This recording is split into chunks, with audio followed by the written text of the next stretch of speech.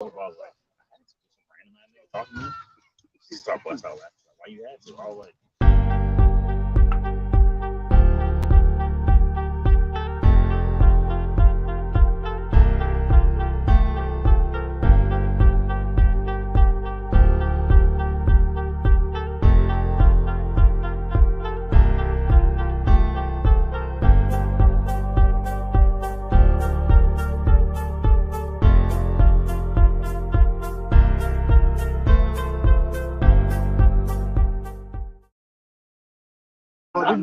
This congressional hearing Tuesday seems straight out of a science fiction movie. U.S. Navy personnel recorded what appears to be triangles, some flashing, recorded several years ago, off the coast of the United States. But Pentagon officials told the committee the danger of unidentified aerial phenomena is very real for military aircraft and potentially national security. Because UAPs pose potential flight safety and general security risks, we are committed to a focused effort to determine their origins. It's rotating. An intelligence report released last year counted 144 sightings of flying objects that U.S. officials couldn't identify, including this one taken from an F-18 that shows a spherical shape zing past. And is this one of the phenomena that we can't explain? I do not have an explanation for what this specific object is. I do not have an explanation for what this specific object is. Some sightings have been reported near military bases, raising the possibility they could be aircraft powered by secret technology from Russia, China, or another foreign adversary. It's not about finding alien spacecraft, but about delivering dominant intelligence across the tactical, operational, and strategic spectrum. Of those 144, 18 of them reportedly appear to exhibit unusual flight characteristics, appear to demonstrate advanced technology, and some of them appeared to remain stationary in winds aloft, move against the wind, maneuver abruptly, or move at considerable speed without discernible means of propulsion. That's pretty intriguing. And if you're maneuver abruptly or move at considerable speed without discernible means of propulsion.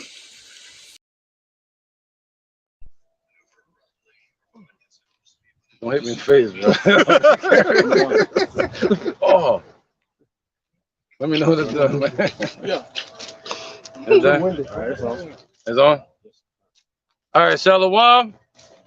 We are the Hebrew Israelites. We come out every week to prophesy the downfall of the wicked kingdom and the salvation of the elect of Israel and the return of our King, Yahweh Ba'ashem Yahushai.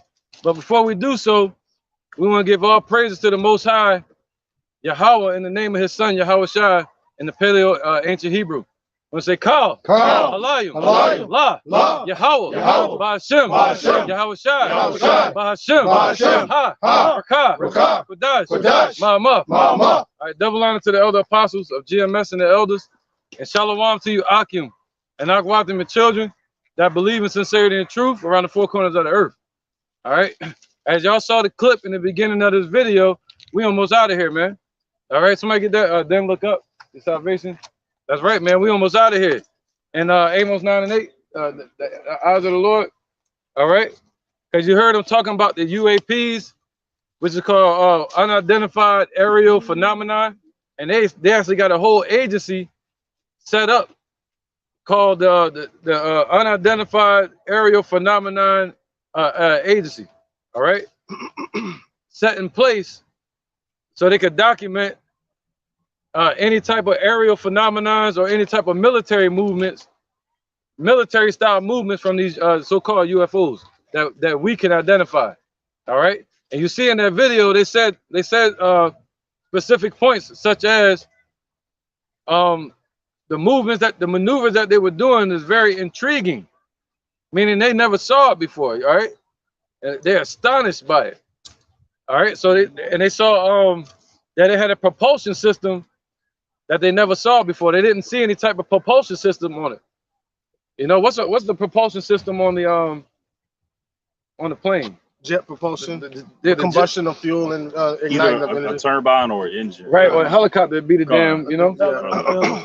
All right. So they didn't see this on these chariots, man. So we want to go into that according to the spirit, man. All right, the spirit of truth. So let's get these precepts we call for real quick. Amos 9 and 8. The book of Amos, chapter 9 and verse 8. Behold, the eyes of the Lord God are upon the sinful kingdom, and I will destroy it from off the face of the earth. Right, so that's what the Lord got the angels watching, because their intention is to destroy Babylon. All right, their intention is to what? To fray. What? Somebody get that in Zechariah? I think. I think it's Zechariah where it say these were the four horses. That's at the last verse, the last two verses. All right, because these chariots are set up. Defending, he will also deliver. Defending also, he will deliver. That's right, because these chariots are set up for the defense of Israel and also to destroy this place Babylon, man. All right, and 2/3 that are here in these heathens. Somebody got it? Zechariah 6. About the 4 chariots. Yep. All right, this is Zechariah chapter 6, verse 1. No, go over to the last verse. What's the last verse? Verse 15. Yeah, the verse before the last. Let's see what this says. This is the book of Zechariah, chapter 14, verse 20. In that day shall there be upon the bell of the horses. No. I think it's like in 1. I got that delivering. He was also delivered. Yeah, it's Zechariah 1 and 20. My bad, brother. You good? Yep, Zechariah 1 and 19. Start from 19. 1 and 19. Mm-hmm. All right, this is Zechariah chapter 1, verse 19. Defending also. It says, and I said unto the angel that talked with me, what be these? What be these, man? These four archangels, okay? And we ain't gonna get too deep into that with the 4 beasts. I knew we was gonna go there. But go ahead. And he answered me, these are the horns which have scattered Judah, Israel, and Jerusalem. Right, so those 4 kingdoms, which represent who? It goes from the Babylonian Empire to the Persians, the Persian and Medes, to the Greek Empire, to the Romans. All right, so those are the horns, those are the kingdoms. But now what's going to chase all these kingdoms away and all that they created? These angels, man. All right, and the top angel is who? Yahushua. Go ahead, brother. God, it says, verse 20, it says, and the Lord showed me 4 carpenters. 4 carpenters. Go ahead, 4 workers, okay? 4 builders. Then said I, what come these to do? All right. And he spoke, saying, these are the horns which have scattered Judah. See, that's who scattered us. All the way up to the Greek Empire and the Roman Empire, and that little horn talking about America, who scattered us all around the 4 corners of the earth. Go ahead. So that no man did lift up his head, but these are come to fray them. Right, so these are come to fray them. And if you look at that word fray, it means to scatter them and to scare them off, man. All right, so these angels are set up in these last days to bring Esau down, man. All right, to bring about the last prophecies of the Bible spoken of in Revelation. You hear about the angels blowing the trumpets. Okay, go ahead, brother. God says to fray them, right, to cast out the horns of the Gentiles. Right, the kingdoms of these Gentiles, the kingdoms of these foreign nations, man. All right, that was it. Which lift up their horn over the land of Judah to scatter it. See that? And they did that in what, 70 AD? So these chariots, these angels, which are also spoken of in the last days, according to what? Revelations chapter 7. Somebody get that, please, real quick. Revelation chapter 7 and verse 1. Right. And after these things, I saw 4 angels standing on the 4 corners of the earth, holding the 4 winds of the earth, that the wind should not blow on the earth, nor on the sea, nor on any tree. Right. So what's that? That's talking about the destruction. All right. That's who's holding back the destruction, the angels, man. The Lord got the angels holding back the destruction. And soon they're going to say to Yahushua, stick in your sickle and reap, man. All right. Go down there and destroy these damn devils. Go ahead, brother. Verse 2. And I saw another angel ascending from the east, having a seal of the living power. And he cried with a loud voice to the 4 angels to whom it was given to hurt the earth and the sea. Right. We believe this is Yahushua. Okay. Talking to the 4 archangels. Okay. Giving them the green light to do what they got to do. Go ahead, Doc. Saying, hurt not the earth, neither the sea, nor the trees, till we have sealed the servants of our power in their foreheads. Right. So that's the only reason these devils are able to walk around here today and go around and gunning up these old jakes, you know, and putting it all over the media today. This is the only reason our people are still in captivity, is because the Lord didn't send his angels yet. Once the Lord sends his angels, he's also going to send what? His angels to destroy, as we just read. And he's also going to send his angels to what? To deliver and heal the elect of Israel. Somebody get that healing in his wings. And also Psalms 91, to give his angels charge over thee. All right, because the Lord going to send his angels. Somebody get that, defending also. I got that. Go ahead, brother. This is Isaiah chapter 31. Right. Verse. In Congress and these damn devils, they have no idea what they call UFOs or UAPs are actually the chariots of the Most High with angels in them that look just like us. Go ahead, brother. Isaiah chapter 31, verse 5. As birds flying. Birds flying, that don't mean they're going to be fluttering all over the place. What that means is they're going to be in formation. All right, because that's what they deal with, order. Like a ranking system, just like the ducks when they fly south for the winter and they travel back and forth. I was at the beach some time ago, and the seagulls, they have a lot. They don't have any order to them. They just scavengers. They fight with each other. But with the pelicans, the ones with the larger bill, they flew in order. They flew in formation. Right. They had a just like the geese. They had an order about it. The one in front make that noise, and they all followed off the sound. Right. You know. Isaiah 31 and 5. As birds flying, so will the Lord of hosts defend Jerusalem. Defending also, he will deliver it. And passing over, he will preserve it. There you go. See that? And passing over, man, they're gonna be flying. All right. And just like a mother hen will watch over its chicks. That's how the Lord gonna send his birds to watch over his men. Okay, the angels of the Lord. That was it. He said, defending also, he will deliver it, man. That was it. One more. Turn ye unto him, from whom the children of Israel have deeply revolted. Right, man. So that's the point. So the Lord is saying in these times, the men of Israel and the women and children need to turn back and repent to the Lord, man. Yahweh, by Hashem Yahweh Shai, the same one that delivered us out of Egypt, you know, and had what? Delivered us with what? A fire by night, a cloud by day. All right. Anybody got any precepts? I do. All right. I'm Mazan. And then Psalms 91. And then actually, I think y'all was in Psalms 91. Get back to the point. All right, this is the book of Isaiah, chapter 55, and I'm gonna start at verse 6. Right. Seek ye the Lord while he may be found, call ye upon him while he is near. Right, he's near right now, man. He's near to who? The men of the Lord.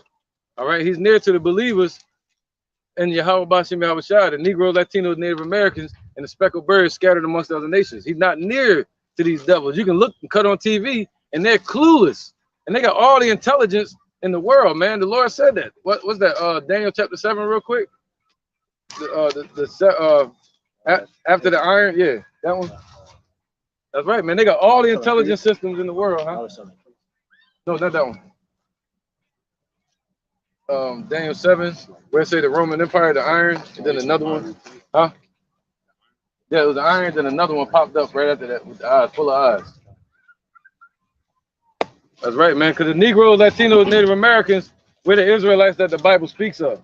All right, the Most High's true name is Yahweh, and his son named Yahweh Shai. That's the true name of the Lord. And he's a black man according to the Bible, and they're lying to us.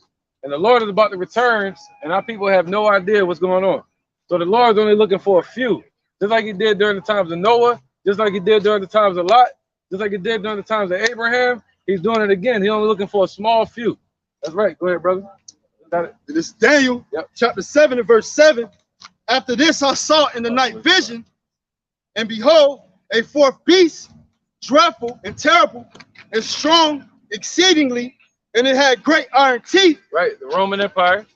All right, that's that beast. Okay, representing the kingdom, not the four beasts in Revelation 6 talking about the angels. Go ahead. All right. It devoured and brake in pieces and stamped the residue with the feet of it, and it was diverse from all the beasts that were before it. Right, the Roman Empire was more different and diverse from all the beasts before it, like the Babylonian Empire, the Persians and the Medes, and the Greek Empire. Why? Because the Roman Empire, they set up the Senate and the Congress. All right. All right, go ahead, out. And it had 10 horns. Right, and it devoured and stamped us to pieces. It devoured our people over in the Roman Empire, all the way to the point where they wanted to kill our King Yahushua while he was a baby. All right, go ahead, brother. Verse 8, I considered the horns, and behold, there came up among them another little horn. Right, another little horn. We have, what was that? You had the European Union, the 10 horns, but then you have a little horn, which would be what? That's right, America. All right, Babylon, spoken of in the book of Daniel, chapter 7. Okay, go ahead.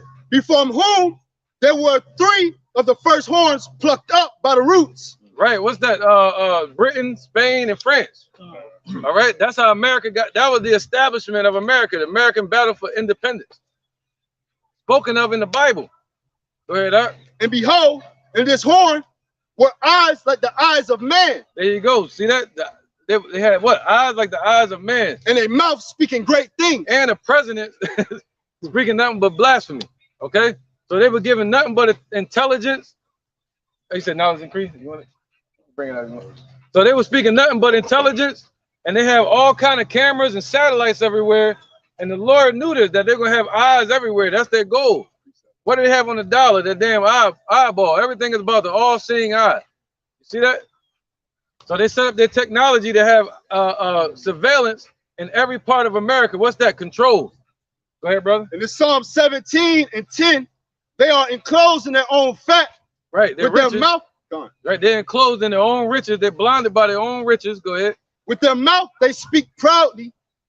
They have now compassed us in our steps. Right. With their president, they speak proudly. They have set their eyes bowing down to the earth. There you go, man. That's called the New World Order. That's what they're doing. They set their eyes down, bowing down to the earth, that they plan on taking over and conquering the whole earth and depopulating. Looking at everybody on the earth like prey. Did you know that they're trying to depopulate you right now? All right, go ahead. Seeking whom they may devour.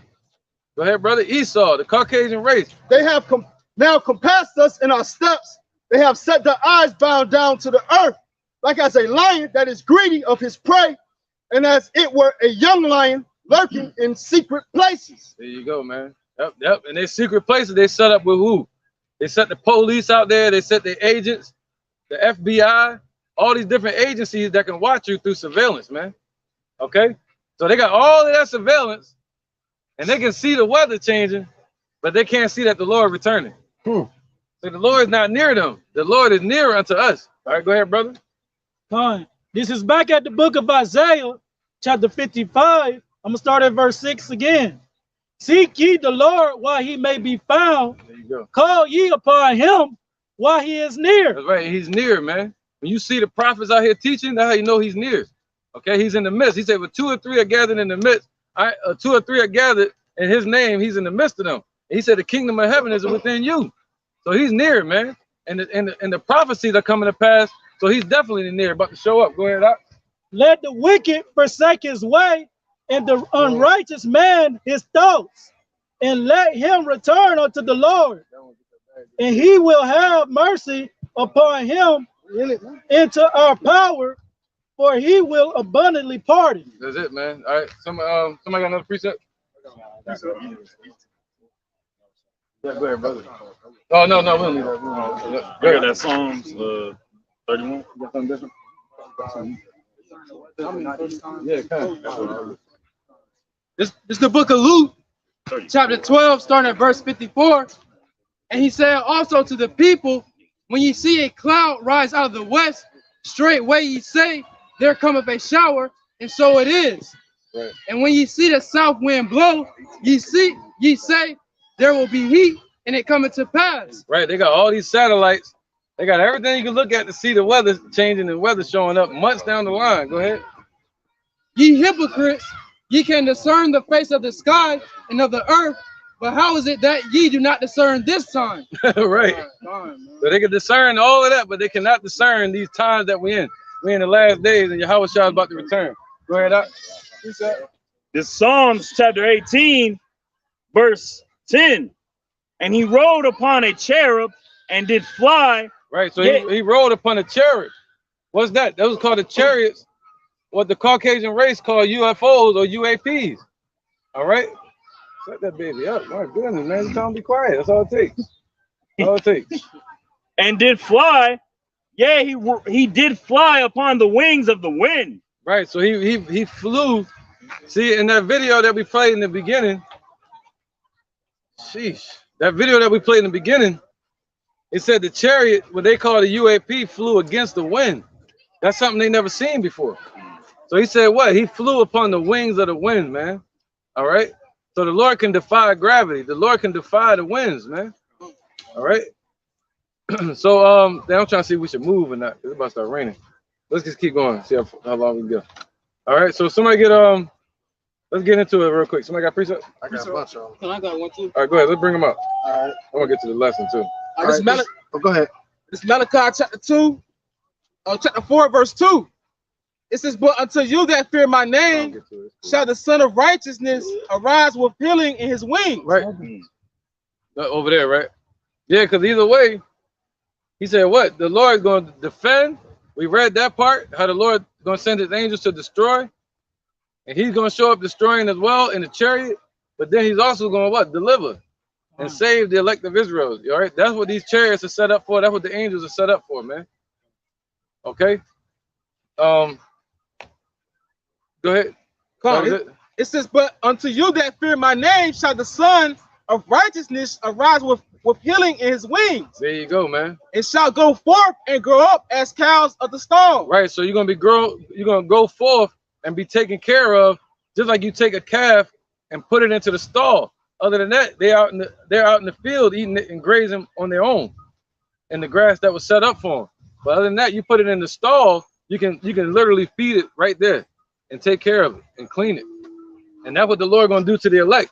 He said, what? Rest here in your chambers. Those chambers are those stalls, all right? Verse 3, it says, he said, gather them into my barn.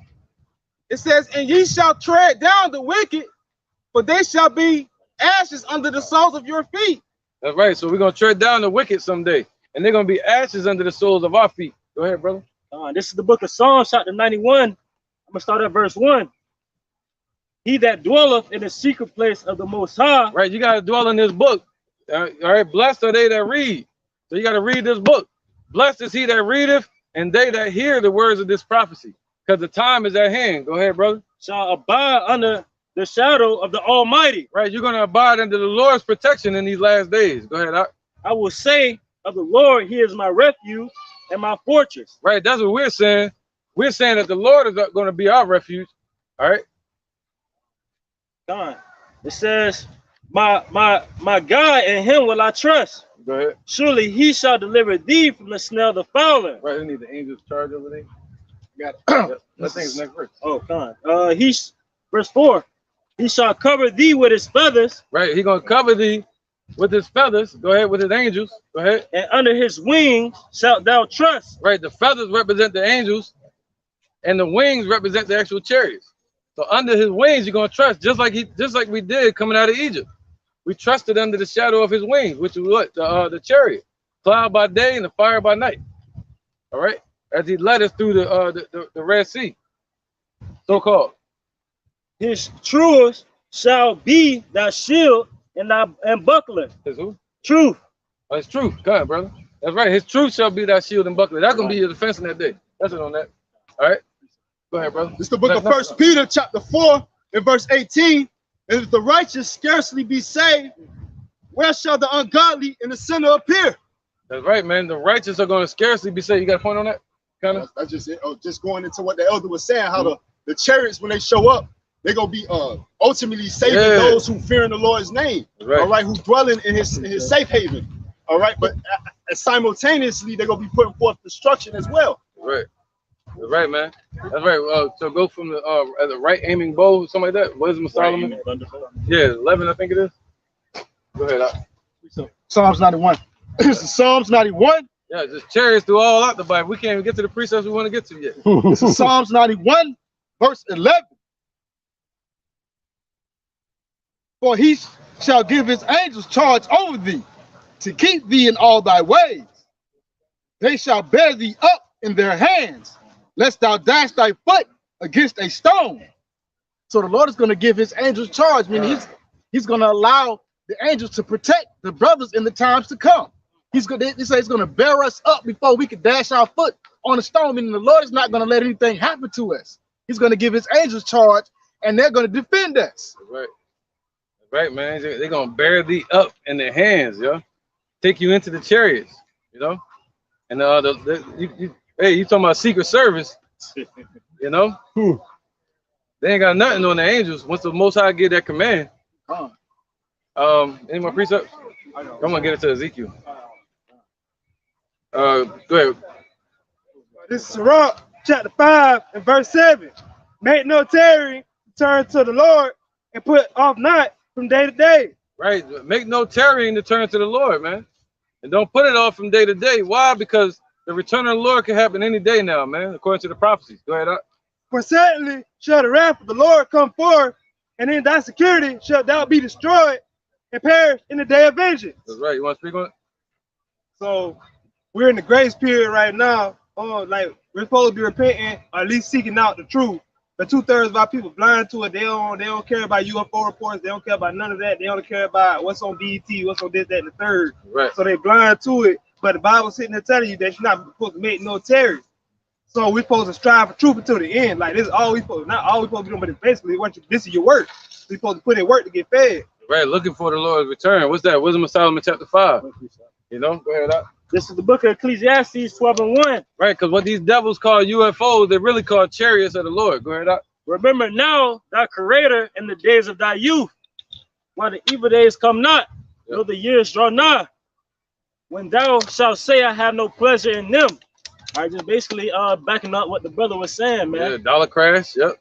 You know, just backing up what the brother was saying. Can't put this truth off day to day. You know, remember the Lord now while he's still able to be sought. As soon as that fountain gets shut, ain't gonna be no, oh, I tried to, none of that, no excuses. Too late. Yep, go ahead, bro. The second Maccabees, chapter 5, verse 1. Kind of getting into the, This is about the same time Antiochus prepared his second voyage unto Egypt. Right. This happened in 169, 168 BC. And then it happened that through all the city, for the space of about almost 40 days, there were seen horsemen running in the air. Right. So they saw horsemen running in the air in 168 BC. All right. And what were those horsemen called? It wasn't no damn Pegasus. Those horsemen, what the Esau, the so-called white man, called UFOs. Those are called chariots in the Bible. Swing low, sweet chariot. That's why people sung that. All right. Go ahead. It says, and then it happened throughout all the city for about a space. I knew somebody, a feminine giggle was gonna happen. Almost of 40 days, there were seen horsemen running in the air in cloth of gold and armed with lances like a band of soldiers. Right. So it's trying to explain to you who's in those chariots. That's important because you got people teaching out here that the angels look like four-headed animals. But it clearly looked like men. And they had what? Linen on and gold and pikes in their hands, meaning scepters. All right. And what we call horses would be what? Representing the power. All right. They were riding on something that was powerful, man. The horse and his riders that came to pick up Elijah, I think it was 842 BC. That was it. And it says, verse 3. And troops of horsemen in array. Troops of horsemen. Not just the horses, but horsemen. Troops of them. Go ahead. It says, and troops of horsemen in array, encountering and running against another with shaking of shields and multitude of pikes and drawing of swords and casting of darts and glittering of gold ornaments and harnesses of all sorts. All right, brother. Peace, man. Now you see, somebody got a flyer for him? Hey, you gonna get your flyer, brother. You gonna get your flyer. Now you see, that whoever he was in the Congress, he was not saying that he cared what they are. He said he want to find out what they can do. Right. They care about what they can do so they can try to fight against the Lord. And that goes with Revelation, I think, what's that, 12? Where it say the war in heaven? Yeah. Right, man. Let's get that in case we run out of time. Let's make these valid points at least real quick. Might not be able to get into it. This is Revelation 12:7, right? Yep. This is Revelation chapter 12, verse 7. And there was a war, and there was war in heaven. See, there's going to be a war in heaven, Esau. Okay, that war is coming. That's what these chariots are for. They coming to breed destruction, and they also coming to bring deliverance to the children of Israel. All right. It says, and there was war in heaven. Michael and his angels fought against the dragon. Right. So the Michael, the archangel under Yahushua, he's going to fight against the dragon, which is who today is called the EU, which originally was called the Roman Empire. All right. So this dragon right here today is going to be called the EU, the European Union. You know, so the dragon represents NATO and also America. And the dragon fought and his angels. Right, because Revelation 7, he said, hold back the winds. But now he's going to say green light. And they're going to start fighting. Verse 8, and prevailed not. Right, so he said what? There's a whole new war domain out there in space. And they're not going to prevail, man. These devils and their technology, it's just like Superman versus Batman. You know, their technology, but this time Superman going to win. It says, and prevailed not, neither was their place found any more in heaven. There you go. So that heaven represents their rulership. So there's not going to be any place for them to run or any place for them to rule anymore. All right, on this earth. So that's what Lucifer falling like lightning to the earth. All right, these damn devils. Okay, so there's going to be a war in the heavens, man, spoken of in the Bible. Go ahead, Doc. This is Psalms chapter 58, verse 6. Break their teeth, O Yahweh, in their mouth. Strength. That's right. Break out their teeth in their mouth. You know, don't break them when they fall and they on the ground. Break their teeth while they're about to eat. Hey, that be on Tom and Jerry. Every time he get hit with something, he'll open up his mouth and then fall out. Yeah, that sounds like a Mike Tyson punch. Break their teeth in their mouth, you know, while they're about to eat, while they got their strength. You know, and their teeth represents their military and their technology and stuff, man. And surveillance. Go ahead. The Lord gonna break all of that. He's gonna break the staff of the wicked.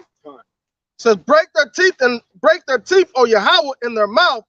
Break out the great teeth of the young lions. That's right. That's right. He said, the devil goeth about seeking whom he may devour, like a lion. All right, that's Esau, man. Go ahead, brother. Let them melt away as waters which run continually. When he bendeth his bow to shoot his arrows, let them be as cut in pieces. That's right, man. As a snail with melted, let every one of them pass away, like an untimely birth of a woman, that they may not see the sun. Right, and what's their teeth, man? Let's get that in Revelation where it said leaped out of the mouth of the dragon. That's right, man. He said break their teeth in their mouth. And their teeth represent their military, their religious systems, which is also centered around racism. All right, where they're trying to uplift the Edomite race, Raza, meaning head or seed. All right, so they want to uplift Esau and put down Jacob. All right, so also what the military system, religious and racism system, and their banking system. But, all right, but the banking system also bleeds into the FBI, which would be the Federal Reserve. All right, somebody got it. Yeah, the military, yep, and the police and all them different agencies. Go ahead. This is Revelation chapter 16, verse 13. And it says, and I saw 3 unclean spirits, like frogs, come out the mouth of the dragon and out of the mouth of the beast. Yeah, like these dumbasses try calling them reptilians. No, it's spiritual, man. Like a damn serpent. Go ahead. So they leaped out of the mouth of the dragon. See, that's where it comes from. Europe, the Roman Empire, the last horn that we read of in Daniel. Go ahead, Doc. And out of the mouth of the false prophet. Right. So the Lord said, break their teeth in their mouth, break their strength at the core. Okay. But the Lord gonna start with the staff of the wicked, which is America. Go ahead, brother. But they are the spirits of devils working miracles, which go forth unto the kings of the earth and of the whole world to gather them to the battle of the great day of Yahweh Bashem Yahushua Almighty. There you go, man. All right, so they're gathering and heaping unto them all people. Okay, go ahead. Somebody got anything? All right, come on. We probably gonna move if anything. All right, go ahead, brother. Oh, go ahead. This is Wisdom of Solomon, chapter 5, verse 2. It says, when they see it, they shall be troubled with terrible fear, and shall be amazed at the strangeness of his salvation. Lord thunder from heaven. Speak on it, brother. Con says so far beyond that they look for. So Con says the wicked gonna see the strangers of the salvation of the Jews, of the so-called Negroes, Latinos, and Native Americans, man. By what? Those chariots, man. And those chariots gonna come and they're gonna be shocked and amazed, and pretty much dumbfounded when they see these things, man. It says when they see it, they shall be troubled with terrible fear, and shall be amazed at the strangeness of his salvation. So Con, man, hey, these chariots definitely gonna come back, man, and we're gonna be saved in those chariots as well. Right, man. You can bring them out. Speak on it. Yep. And we might move over here, if anything. This is Psalm 68 and 17.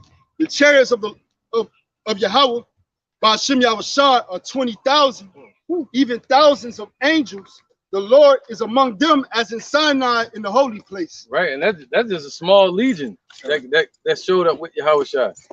All right, look, more than a legion, a few legions. I think a legion is like 7,000. All right, 6,000, 7,000. Now, he said, what? The chariots of the Lord, man. So they always been spoken of. He said, as in Mount Sinai, in the holy place. Okay, so that was the second time when the Lord gave the commandments to Moses on the stones. All right, when he came down to visit him. And it was Yahushua and the holy angels were with him. That's what it's talking about right there. Not the first time, but the second time. All right. Go ahead, Doc. This is 2 Kings chapter 6, verse 16. This is where Elijah and a young man who was with him, the city that they were staying in was being surrounded by one of their enemies. Right. Verse 16, and he answered, fear not, for they that be with us are more than they that be with them. And Elisha prayed and said, Lord, I pray thee, open his eyes that he may see. And the Lord opened the eyes of the young man, and he saw. And behold, the mountain was full of horses and chariots of fire round about Elisha. And when they came down to him, Elisha prayed unto the Lord and said, smite this people, I pray thee, with blindness. And he smote them with blindness according to the word of Elisha. But this time when the Lord show up, he ain't gonna smite them with blindness. He gonna let everybody see. Smite them. He gonna see. That's all he gonna do. He's gonna just smite them, and that's how he's gonna show up. All right. That's like the angels gonna be amongst us right now. All they have to do is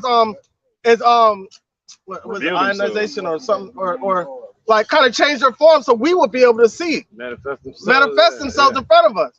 So now that's why the scripture says he shall have give his angels charge over thee, man. So they're gonna always be in the midst of what's going on. But pretty soon they're gonna turn it the way everybody's gonna be able to see him when it's time for them to do deliverance and destroy. Right, man. That's what the scripture said. Before the pots can fill the thorns, you shall take them in one swoop with the whirlwind. Go ahead, bro. This is the book of Zechariah, chapter 5 and verse 4. I will bring it forth, saith the Lord of hosts, and it shall enter into the house of the thief, and into the house of him that swear falsely by my name, and it shall remain in the midst of his house, and shall consume it with the timber thereof and the stones thereof. Go ahead. That's basically talking about them. Read it again. And this is Zechariah 5 and 4. Yeah, the curse is going to enter into the house of the thief, man. Because you go in verse 2, it says, and he said unto me, what seest thou? And I answered, I said, flying robe. The length thereof is 20 cubits, and the breadth thereof 10 cubits. Right, that's talking about a big pillar-shaped chariot, man. Right, that about the size of a football field that Ezekiel saw. And that's the curse on these devils, man. They got two curses on them. One is the curse of their own demise, bringing in the nuclear age with the atom bomb they dropped. And that's the same thing that's going to destroy America.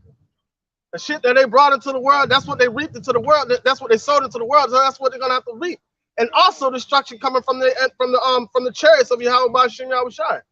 Right, man. It's a curse to these heathens, and 2/3 is going to be a blessing for the elect. You know? And yeah, Esau like to call it the cigar-shaped UFO. It's going to smoke. It is Jeremiah. Yeah, we bring out a few more. Chapter 50, verse 24. We gotta be over there, it says, I have laid a snare for thee, and thou art also taken, O Babylon, and thou was not aware. Thou art found and also caught, because thou hast striven against the Lord. All right, so that's them entering in with the nuclear age. What is Revelation chapter 13? It shall show great signs coming from heaven. All right, that's that nuclear age. That's that atom bomb that they dropped on Hiroshima and Nagasaki. All right, so now that's going to be that same destruction. That's the snare that Yahweh Shimei Shai laid under them. Go ahead. Right. It says the Lord, verse 25, Jeremiah 50, the Lord Yahweh Shimei Shai hath opened his armory and hath brought forth the weapons of his indignation. Open up his armory. What did he say? I have created a smith that blow up the coals that bring forth the instrument for his destruction. So that's Yahweh Shimei Shai opening up his armory, because that started the nuclear age. Now everybody said forget agriculture at that time, because everybody during that time it was the Industrial Revolution that was right before that.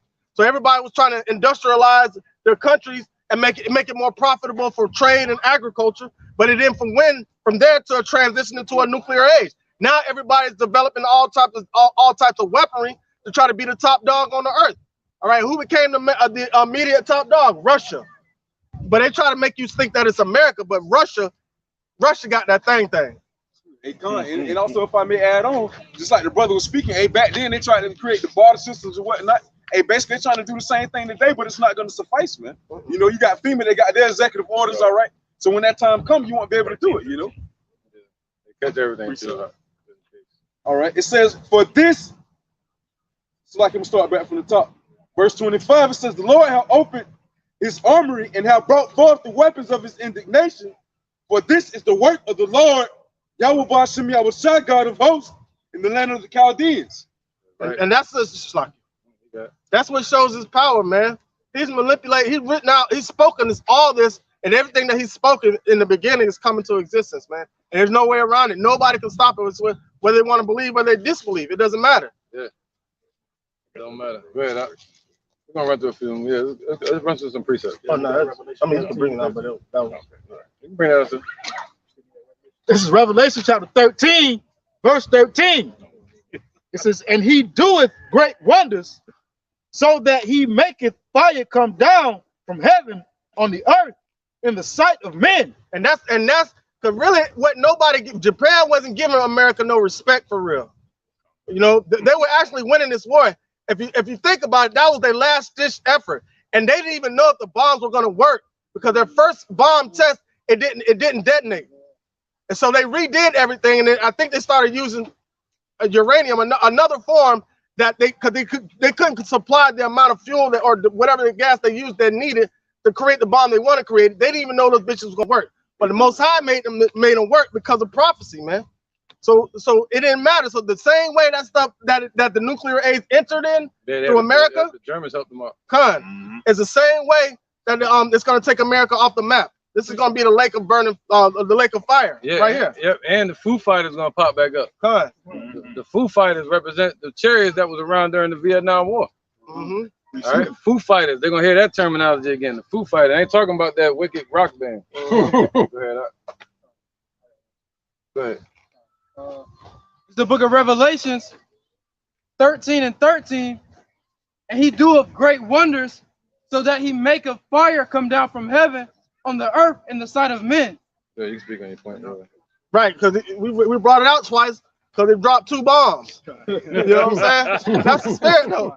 That's the same way the Lord has opened up his armory, man. Yeah, they dropped a few more. They just got the main ones we heard about. Yep, they dropped a few more. So that's Yahweh Shimei Shai opening up these armory. And now what does Russia got? Satan 1, Satan 2. Avangard. Yeah. Father of all bombs, what the?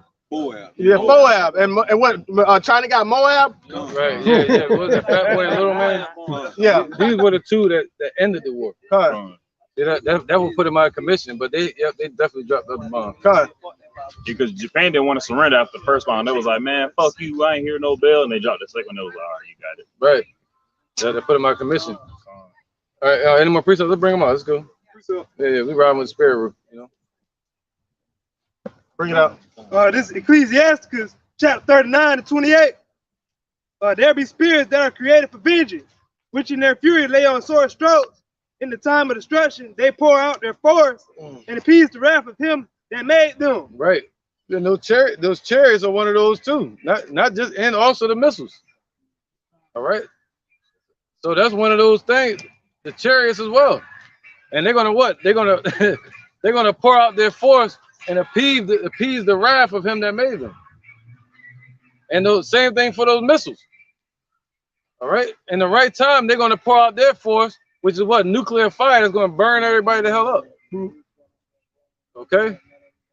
It's going to appease the wrath of the Most High that made it. Go ahead. Yeah, go ahead. This is the book of Isaiah, chapter 47 and verse 3. Yeah, thy nakedness shall be uncovered. Yeah, thy shame shall be seen. I will take vengeance, and I will not meet thee as a man. Right, because Wisdom of Solomon chapter 5.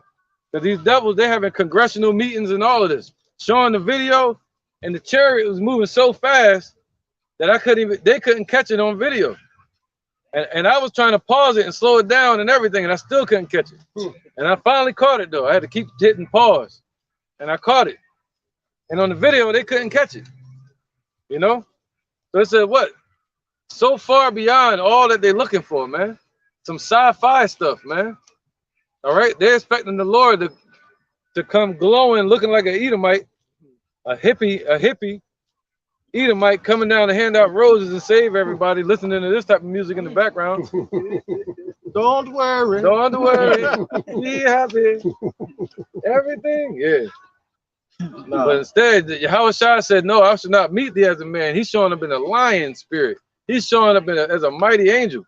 He's not coming to shake your hand. He's coming to destroy, like an animal would when it sees you. All right? He's coming as a glorified holy angel. With chariots, man, chariots of fire. I got a piece up. And every eye shall see him, and the earth shall quake at his presence. Go ahead, Doc. This is the book of Joel, chapter 2, verse 28. And it shall come to pass afterward that I will pour out my spirit upon all flesh. Right, and he's not talking about just Israel. He poured out his spirit also among the Russians. You know why? To muster the host of the battle. All right, that's called divine intervention. Go ahead. And your sons and your daughters shall prophesy. Right, and also Putin prophesied, didn't he? He said he had a dream, and he woke up, he read Job. That's right, man. So he said, but amongst Israel, your sons and your daughters are going to have dreams. Like I said, my daughter had a dream about the eclipse that just happened. All right, go ahead, and blackouts. Now, Pastor Hard talking about blackouts this summer. Go ahead, Doc. I got Your old men shall dream dreams. Your young men shall see visions. That's right, man. So your young men going to see the visions that the Lord is speaking about in the scriptures, man. You got a lot of brothers that had dreams about martial law, all right, about race wars, about the chariots, and they wake up sweating and crying sometimes. You know, those visions. That lets you know we're in the last days. Go ahead, all right, go ahead. This is Zechariah. Right, because you ain't gonna be in the time of the Spanish Inquisition having dreams about missiles. See, the times we in is the time that fit the prophecies, man. We studying about it. That's what's in the air. So we dreaming about the end time prophecies, man. All right, go ahead, Doc. This is Zechariah 14 and 12. It says, and this shall be the plague wherewith the Lord will smite all the people that have fought against Jerusalem. Right, yep. It says their flesh shall consume away. Their flesh on their face. Everybody out here, their flesh on their face going to consume away. It's going to be burned up. Yep, you hear the sirens going off. It says while they stand upon their feet. Yep, while they're standing up talking shit. And while they standing up at a barbecue eating pork. While they standing up. I can't say it. While they standing up like RuPaul. Walking around, you know what I mean? Go ahead. They're gonna stand up and get burned up upon their feet, man. All of that acrylic too. Go ahead. While they stand up upon their feet, and their eyes shall consume away in their holes. Right. Their eyes for all the lust and the wickedness that they desired out here, man. All right. That's why the Lord gonna consume these things: the tongue for all the talking, and the blasphemy, and the eyes for all the lust and wickedness that they desire, man.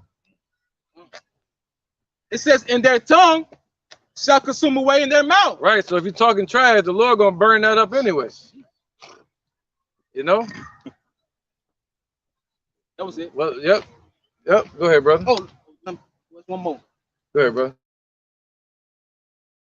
So some people say, Jake, they're gonna get double fold. They got gold teeth and shit.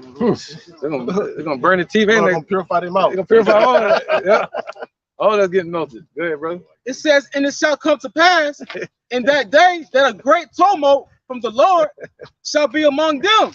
Right, you know the country you see and they shall lay hold every one of the hand of his neighbor. That was it. That was it.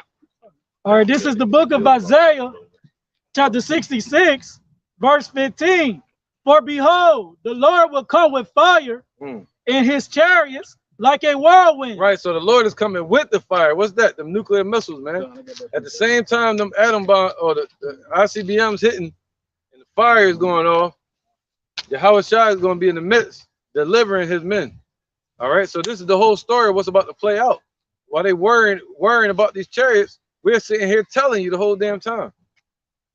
Go ahead, Doc. You got something? To render his anger with fury and his rebuke with flames of fire. See that? So he's gonna render his rebuke with the flames of fire, man. And also with flames of fire representing those chariots. You know, and the chariot's gonna be zapping as well. That's in Wisdom of Solomon, I think. I got it. You got it? Okay, go. I got one more. Yep. Oh, that too. Verse 16. For by fire and by his sword will the Lord plead with all flesh, and the slain of the Lord shall be many. There you go. And that word plead means to judge. So the Lord's going to judge the whole world, especially here in America, with fire, man. All right. And he said, what? It's not going to just be the fire from the ICBM missiles. It's going to be the fire from the chariots as well. And from Yahweh Shai's hand. You know, what they call the sickles. Let's keep going. Somebody got precept? I got you. This is Revelation chapter 9, verse 16. Oh, yeah, Wisdom Solomon too, right? It says, and the number of the army, and the number of the army of the horsemen were 200,000. And I heard the number of them. And thus I saw the horses in the vision, and them that sat on them having breastplates of fire and jacinth and brimstone. Right. It's talking about the missiles. 200 million missiles if you do the math. All right. 200. He said he heard the number of them. 200 million really warheads. All right. Because you got one missile, but it can carry multiple warheads in it. And he said he heard the number of them, and it was 200 million that's going to hit this place. All right. Go ahead. It says, and the heads of the horses were as the heads of lions. Right. So that a lion has its power in the front. So they call what? Warheads. All right. The tip of it is where the destruction happens at. Go ahead. And out of their mouth issue fire. See that? Out of their mouth, out of the front of these missiles, that's where the fire comes from. Okay. I actually saw a test of the warhead detaching from the missile itself. And you know how you got a string of black cats? Imagine that, you know, you light one end and go do do do do do do do. That's how exactly how them bitches come out, those warheads when they hit the ground, start boom boom boom boom boom boom boom boom. But it's different because the explosion is different because it's a nuclear reaction. And that shit, like, man, it don't make no sense. So you see a whole bunch of big little mushroom clouds come up and then they all form together. Once that, like, it explodes first, and then all of a sudden a big ass wind come right after the explosion. And that's what the mushroom cloud shoots right up. Just like a wave. Like you're at the beach and a wave is about to come in, all the water will get sucked into it and then it'll just come crashing right back. Just like that. Yeah, the main thing that's going to destroy people, that's going to rip into pieces is the wind. That's what's going to separate the bodies, and the fires are going to burn them up, the lava. Oh, go ahead, bro. This is the book of Revelation, chapter 6 and verse 12. Yep. And I beheld when he had opened the sixth seal, and lo, there was a great earthquake. Right, missiles hitting the earth, gonna shake to and fro. And the sun became black as sackcloth of hair. Right, it's like you put a big giant afro in front of the sun. It's gonna be like a solar eclipse almost, but it's gonna be a nuclear fallout. All right, it's gonna be that thick, like thick hair. Go ahead, brother. And the moon became as blood. Right, so that's what's that? Pollution, radiation. It's gonna be as blood, man, at nighttime. And the stars of heaven fell unto the earth. Right, not talking about the celebrities, jackasses. It's talking about the missiles falling to the earth. Okay, ICBM missiles, as we learned from our apostles at GMS. Even as a fig tree casteth her untimely figs. Right, untimely figs, meaning what? way earlier than what they presume. See that? And I wouldn't be surprised if the Lord shoot them missiles out of the silos. You know, have them come out of the belly. All right, go ahead. When she is shaken of a mighty wind. There you go. So it's going to be shaken of a mighty wind. Okay. And the heaven departed as a scroll. There you go. What's that mighty wind? It's spoken of in Revelation 7. All right. And also was that Jeremiah 50 or 51? I think it is. It said destroying wind. What's that, 51? 51 and 1, I think it is. Jeremiah chapter 51, verse 1. Yeah. Thus saith the Lord, behold, I will raise up against Babylon and against them that dwell in the midst of them that rise up against me a destroying wind. God, I ain't cheap, man. I ain't looking at my book, man. All right. So he's gonna rise up against this place a destroying wind, man. All right. And that destroying wind is what they call a nuclear fallout. It's gonna sweep all across the earth. Okay. And Russia got it to where they got nuclear missiles to where they don't even have to hit the ground. They just blow up in the air, and they just through the heat and the pressure, it disintegrates everything under it, turning it into dust. All right. Anything else? Okay. All right, this is the book of Wisdom of Solomon, chapter 4, and verse 14. For the hope of the ungodly is like dust that is blown away with the wind. Woo, so all their hopes, all your New World Order, your new UAP agencies and all this is all a waste of time. You know, figuring out the maneuvers and technical maneuvers and military strategy is all a waste of time. He said, what? Go ahead. Like a thine forth that is driven away with the storm, like as the smoke which is dispersed here and there with a tempest, and passeth away as the remembrance of a gust that tarry but a day. There you go, man. That's how this kingdom is going to be. All right. Everything that they built up and they're planning and they're getting ready for to go to war and all of that, it's going to be a waste of time. It's vanity. All right. Here today, gone tomorrow. That little Congress meeting they had, that's going to be gone too. The new Congress is going to be the men of the Lord. All right. Go ahead. All right. This is Wisdom of Solomon, chapter 5, verse 21. It says, then shall the right aiming thunderbolt go abroad, and from the clouds, there you go, as from a well-drawn bow. Right, and that's not talking about the missiles, man. You got Jake out there teaching that as well. That's not talking about the missiles right there. That's talking about they're going to go forth from the clouds as a well-drawn bow, meaning they're not just going to be shot from like lightning. You know, it happens sporadically. But with the angels, they're going to be following people. Thinking about, I ain't going to get hit. Nah, they're gonna be targeting you. They're gonna be like a well-drawn bow, like a marksman, and they're gonna be zapping people like War of the Worlds. They're gonna be like, yo, is it like chasing them? Is it like zapping these people? They ain't gonna be just some random lightning strikes. Like a laser. They're gonna be like a laser. Yep. Because a laser is concentrated energy, man. That's right. Hey, so right straight to the point. Concentrated energies. Yep. Straight to the point. Yeah. It says, look, it says, as from a well-drawn bow, shall they fly to the mark. Right, so they call you a bunch of marks. Busters. You know, fly to their marks. Yeah, right? Especially if anybody get the mark. Go ahead. You got any more? That was it, right? This First Thessalonians. No, I think it's a little bit more. So you're gonna burn them up in the timbers of it. Verse 22. Ooh, right, the timber. To burn them. It says, and hailstones full of round. Yeah, come on with it. See, and not just the lasers, but the missiles too at the same time. Go ahead. It says, and hailstones full of wrath. Shall be cast out. What's that? The hailstone full of wrath. The ICBM missile warheads. They're the hailstones full of wrath. All right, just like a great millstone. Go ahead, brother. It says, full of wrath shall be cast as out of a stone bow. See, out of a stone bow. See, that represents the missile. So you got the bow that's going to be drawn from the clouds, and then you got the stone bow, which is the ICBM missiles. Okay? Metallic. And the water of the sea shall rage against them. There you go, man. What's that? Tsunamis? Radiation in the water. It's going to rage. That's why he said the island is going to flee out of place, and there's going to be tsunamis that hit this place, man. and the flood shall cruelly drown them. There you go, man. There's gonna be floods of water and floods of fire. All right, that's how the earth gonna be changed. America gonna be changed into what you call a lake of fire, all right, lava pit. You want to play Floyd's lava? Well, this gonna be it. Hey, if I may add on too, Russia also have a missile called Poseidon, man. It's a torpedo. Yeah, it's called like a giant sword. Hey, it create giant tidal waves, man. Radioactive tsunamis. Yeah, Yep. The entire tsunami is radioactive. Yep, that's probably the one he saw right there. Poseidon. That's a sword, ain't it? You look it up. I think so. Yeah, it means like a sword.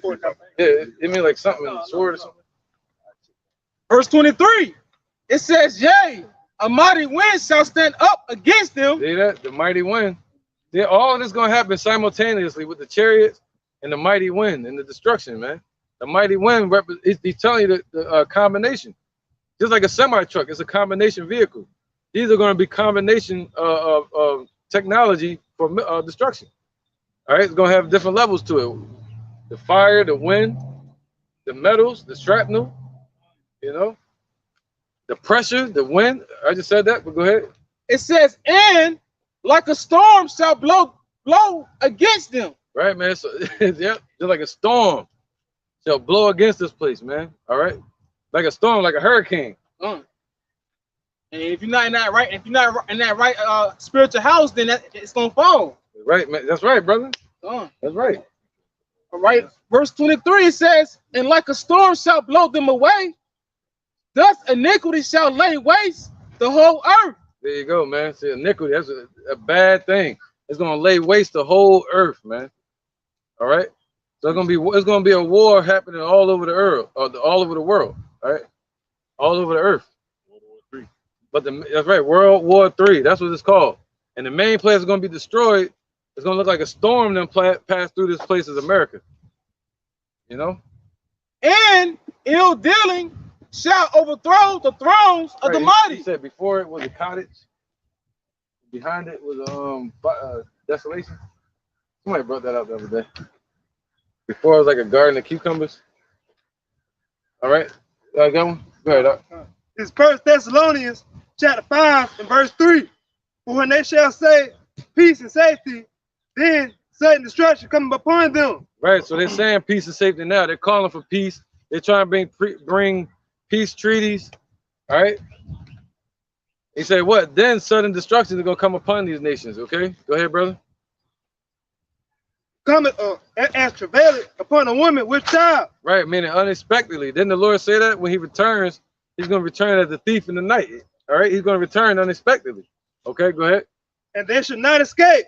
And no one shall escape. Okay. And that goes with the book of Revelations, where he said, from whom the heaven and earth fled away. Meaning they're not going to escape. They're going to try to run and hide in the holes in the ground. Isaiah 24. You know, but they're not going to escape, man, from the Lord's judgment. Another thing America doing right now, they setting up the space force. So they're trying to make a way to fight these so-called UFOs. Come on, brother. So when Yahushua does show up, the president, oh yeah, we're good. We got a military. We're gonna fight them. Yeah, they got all the satellites. Elon Musk, they got these satellites, man, and they're gonna try to turn all of that to fight the Lord and try to bring their new world order in place. You know, after the orders of people like Ronald Reagan. Go ahead. This is Joel chapter 2, and I'm gonna start at verse 3. It says, a fire devoureth before them, and behind them a flame burneth. Right, so this talking about the missiles that Russia got pointed at this place called America or Babylon in the Bible. The missiles that Iran, China, North Korea, all those countries have pointed at this place. And the Lord going to allow these countries to shoot those missiles at this place, and they're going to burn this place from the one end to the other. All right, you would think our people would care about that. But the Most High's true name is Yahweh, and his son's name is Yahushua. The name Jesus means Zeus. We're trying to get our people away from that and get them to the true God of Abraham, Isaac, and Jacob. That's our focus. All right, before destruction comes, so they can be delivered. Okay, go ahead. It says, a fire devoureth before them, and behind them a flame burneth. Right, so a fire is going to devour before them. It's going to be like a missile, you know, burning up the elements, moving at hypersonic speed. And he said, what? And what behind them? It said, behind them a flame burner. And behind them a flame burner. He said what? The head was like a lion. And then the tail. Hold your spot, brother. Don't lose it. Hold on a second. Con. Revelation 9. Yep. Revelations 9, verse 17. Right, with the teeth they do it. Yeah, go ahead. It says, and thus I saw the horses in the vision, and them that sat on them having breastplates of fire. Right, they're not real horses. They're talking about power, meaning those missiles, okay? And they're going to be ridden by AI technology. They're going to be like horses set for battle with riders. And the one that's going to be controlling it is the satellites that these countries control. Whole new type of war, man. And them that sat on them having breastplates of fire, right, and of jacinth. Yeah, jacinth, which is like metals, you know. It's going to look like metallic. Okay, go ahead. And brimstone, and the heads of the horses. Right, brimstone. What's that? That's the atomic makeup that's in the midst of it. The what they call that? The nuclear. What is it called? Uranium. Uranium. The uranium. Okay, the chemical process that the uranium is going to be going through. Go ahead. Done. Inside of the missile. It says. With that time release, you know, they release it. It says having breastplates of fire and jacinth, right, and brimstone, and the heads of the horses were as the heads of lions. Right, because with their head they do hurt like a lion. Go ahead. And out of their mouths issue fire. That's right. Out of their mouth is going. That's where the fire is going to come from the front of the missile. Okay, go ahead. And smoke and brimstone. By these three was the third part of men killed by the fire. Keep going. And by the smoke and by the brimstone which issued out of their mouth. Right, the third part representing the wicked at that time. Go ahead. For their power is in their mouth and in their tails. There you go. See, the power is in their mouth and in their tails. See, they got the power to destroy is in the front of the warhead, and the power to travel is in the tail.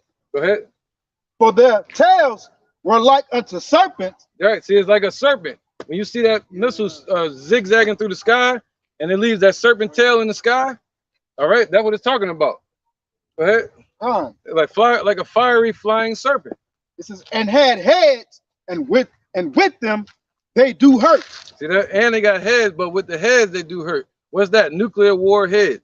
All right, but the tail of it is what they use to travel, and it's going to zigzag all over the damn earth. Right, and when you see a missile first come out of the silo, that's what you first see. It goes before it starts going straight. Right, imagine John the Revelator seeing that. He like a snake. And with the front of it, it just destroyed everything. You know, he had to describe it to certain stones that he knew. You know what I mean? So it wasn't metal. It was jacinth. I mean, like glittering or something. You know what I mean? A glittering sword. That's right, man. Somebody was reading. Go ahead. And then you got one, right? Joel chapter 2, verse 3. A fire devoured before them, and behind them a flame burner. There you go. Same thing we just read in Revelation 9. The land is as the garden of Eden before them. Right, America is going to be like a garden of Eden, you know, untouched. You see everything happening around the world, but America's untouched. See that? The Lord is setting it up for their final destruction, man. He's holding back the winds. Revelation 7. Go ahead, brother. And behind them, a desolate wilderness. So once the page turns, there's gonna be nothing but destruction. All right, nothing but destruction, man. Chapter 7. Come on, brother. Yea, and nothing shall escape them. And nothing shall escape. See, that goes again with Revelations where it said that heaven and earth gonna flee from the presence of him that sits on the throne. So meaning they're gonna try to hide and get away, but they're not gonna be able to escape from this, not from here. If your feet are on the soils of Babylon, then you're gonna melt with it, unless you're of the elect. I don't care how tough you are. I don't care what you did in your life, what celebrity you are, what famous, how much your family love you, how much your girl love you, how much your children think you a hero. None of that matters. How much you go to church, how much you help old women across the street. The Lord don't care about none of that. He cares about you doing it his way, serving the Father through his son, the doorway. You can't go up any other way into the altar. You can't go through the back door, side door, none of that. You got to go through the front door, through your house shop. The straight gate, brother. That's right. To get to the Holy of Holies, the Father, Yahweh. Go ahead. Skip down to verse 7, Joel 2. It says, they shall run like mighty men. They shall climb the wall like men of war. Right, they're gonna climb the wall. What's that? They're gonna pass right over the missile defenses, man. Like men of war, going around it strategically. You see that? And the walls represent the missile defenses. Go ahead. Russia, if I may add on, Russia got a missile that's equivalent to America's Tomahawk missile, all right? And with that missile, it's able to go up straight into the air and go around any defensive system that come down straight ahead to its target, as if it was being controlled. Well, they are controlled, as we're reading on. Nah, the one you talking about, it don't have to go out. That's the thing. It goes straight. Yep, that one. I know what you're talking about. They said it don't have to go out of space through the silos. I mean, through the holes in the atmosphere and come back in. It could actually go straight around the earth. Go around mountains and everything and buildings. Indefinitely. Over the river and through the woods. Over the house of the thief we go. Go ahead. It says, and they shall march. They shall march everyone on his ways. Oh, they're gonna march, man. They're gonna be you know, they're gonna say destination America. That's the only destination. They're gonna take the damn plugs out or the card out and leave it on that. Set it on that and leave it there. It come with it say a bullet with his name on it, man. That's right, man. It says, and they shall not. Yeah. Then they say no reparations. Oh yeah, well that's what the Lord gonna write on them missiles. I think reparations. Yeah, and I think Iran wrote on their missiles the Great Satan. And what did Russia call their missiles? Satan 1 and Satan 2. So this is the Great Satan right here, America. Hey, so check this out. What did America deem with Eisenhower and God we trust? Yeah. And what is the adversary? What they call they try to do it through that's why they try to use your religious beliefs. Because you know Russia was an atheist country, so now that's that swearing falsely by his name. Khan. So now it's kind of coincidental, but it's kind of funny that they have Satan 1 and Satan 2. Because the Russian Edomites, they're like Satanists. You know, they don't claim to be godly and righteous like the American Edomite is. Right. They try to confuse the world that they are in democracy and Christianity and all that. Love. Right. Yeah, America took on the Christian ideology so they can get help from the European Union. All right, who is that? The Roman Catholic Church. All right, so America tried to make itself look like this God-fearing country ever since World War II under Eisenhower, when it was nothing but devils, man. The Negroes, Latinos, and Native Americans, we're God's chosen people. All right, and it don't matter about color. We look like every shade of color nowadays. All right. Anybody got any more precepts? Go ahead. Because America, known as Babylon in the scriptures, is about to be destroyed. All right, and this is a fact. Everybody can see it, feel it, but they haven't touched it yet. You got people like Biden lying in your face. You got people like Trump lying in your face. All right, you got the and behind that you got who? The Illuminati. The Illuminati controlling the media to deceive everybody. All right, go ahead. Which is who? The Rothschilds. Go ahead, brother. This is Jeremiah. Chapter 51 and verse 13. Because of the wrath of the Lord, it shall not be inhabited, but it shall be wholly desolate. Right. So because of the missiles, no, because of the wrath of the Lord that created these missiles to destroy. All right, let's get that in Isaiah. Wasted to destroy. All right. Because of those missiles and the wrath of the Lord, this whole land is going to be laid desolate. Yeah. People don't like to hear the good news. Because it's bad news for some and it's good news for us. That's right. My bad, bro. Right? Is that Isaiah? One second. Right. Everyone that goeth by Babylon shall be astonished. Right. Every ship that goes by this place, according to Revelation 18, they're gonna be looking at it afar off. Let's get that. In 1 hour. Revelation 18. Yeah. It's on the right page. Like over here somewhere. 1 hour. So great riches. 117. Yeah, probably. Great riches. Yeah. This is Revelations 18 and 17. Right, that's the one. It says, for in 1 hour, so great riches is come to naught. Right. Wait. Go one more. You know, they be far off looking. You gotta find it a little bit. Hold on. Verse 9. Yeah. Verse 10. Come on, let's try that one. Yeah, come. All right. Verse 10 of Revelation 18. Yeah, man. 9. 9. That's right. Don't lose your spot, whoever reading. It says, and the kings of the earth who have committed fornication. Right, who have done business with America, right? All these nations that did business with this place, this whore of Babylon. Go ahead. And live deliciously with her. Like the brother, you always say that, living deliciously. The black always say that. Shall bewail her. Right, so they're going to bewail, because they're going to be watching through the satellites. Elon Musk and they're going to be watching through the satellites. They're going to be watching in their ships. They're going to see the smoke of her burning. They're going to see this place, man, get destroyed. They're going to be in their submarines, and they're going to see what they've done with their own hands by launching missiles, you know?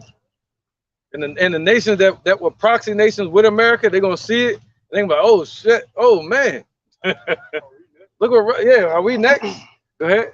It says they shall bewail her and lament for her. Right, that lament means to cry out. When they shall see the smoke of her burning. Right, so they're gonna see it, man. All right, go ahead. Saying what? Standing afar off. Yep. For the fear of her torment. Right, they're gonna try to stay away from this place, because they ain't gonna want no parts of that. All right, for the fear of the destruction that's gonna come on this place, they're gonna feel like they're next. All right, now how they gonna stand afar off? They're gonna stand afar off in their ships and stay in their countries, man. Okay, go ahead. Saying, alas, alas. Oh, alas, alas, meaning what? Finally, or oh wow, this finally happened. Go ahead. That great city, Babylon, that mighty city, for in 1 hour is thy judgment come. Right, so it's gonna take 1 hour. How you doing? It's gonna take 1 hour for this place to be destroyed. All right, yeah, man. You know, those are VWs. Rhymes with wrenches. Go ahead, brother. Verse 11. And the merchants of the earth shall weep and mourn over her, for no man buyeth the merchandise anymore. That's like a meme, yeah.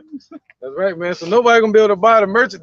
That shows you the fornication that they're talking about. The buying. See that? Everybody was buying and selling from this place.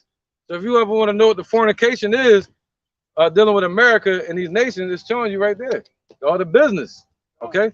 So go ahead, brother. Avocado. That was it, right? Yeah. Go ahead, Avocado. Back to Joel 2. Yeah, I think that was you reading, right? Yeah, the Isaiah 54 and 16. No, somebody was reading something and we paused. Because of the wrath of the Lord. That was a Shaw reading. Yeah, whoever was reading said 1 hour, you know, like standing far off or something like that.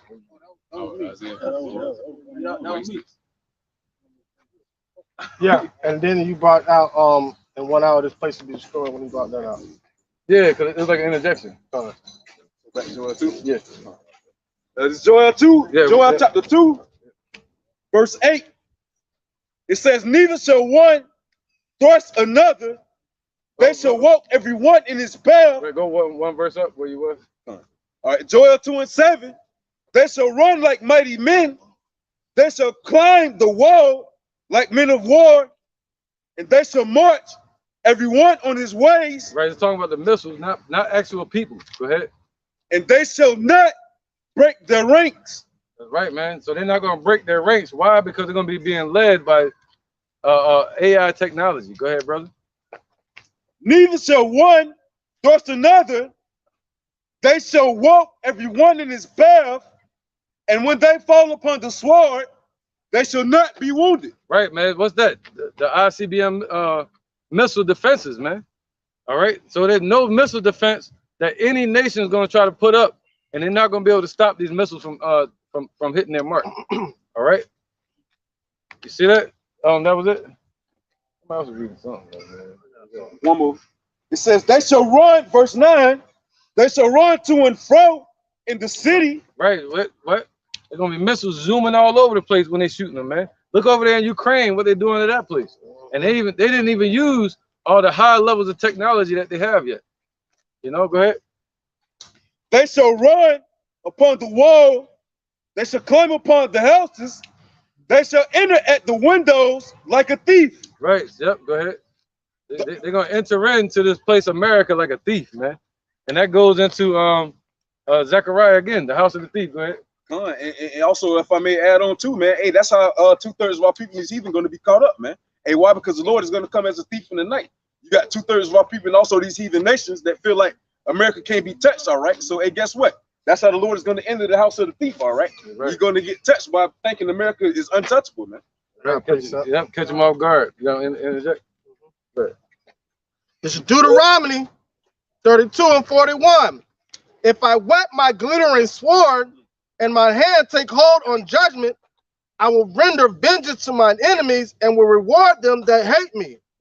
I will make mine arrows drunk with blood, and my sword shall devour flesh, and that with the blood of the slain of the captivity from the beginning of revenge upon the enemy.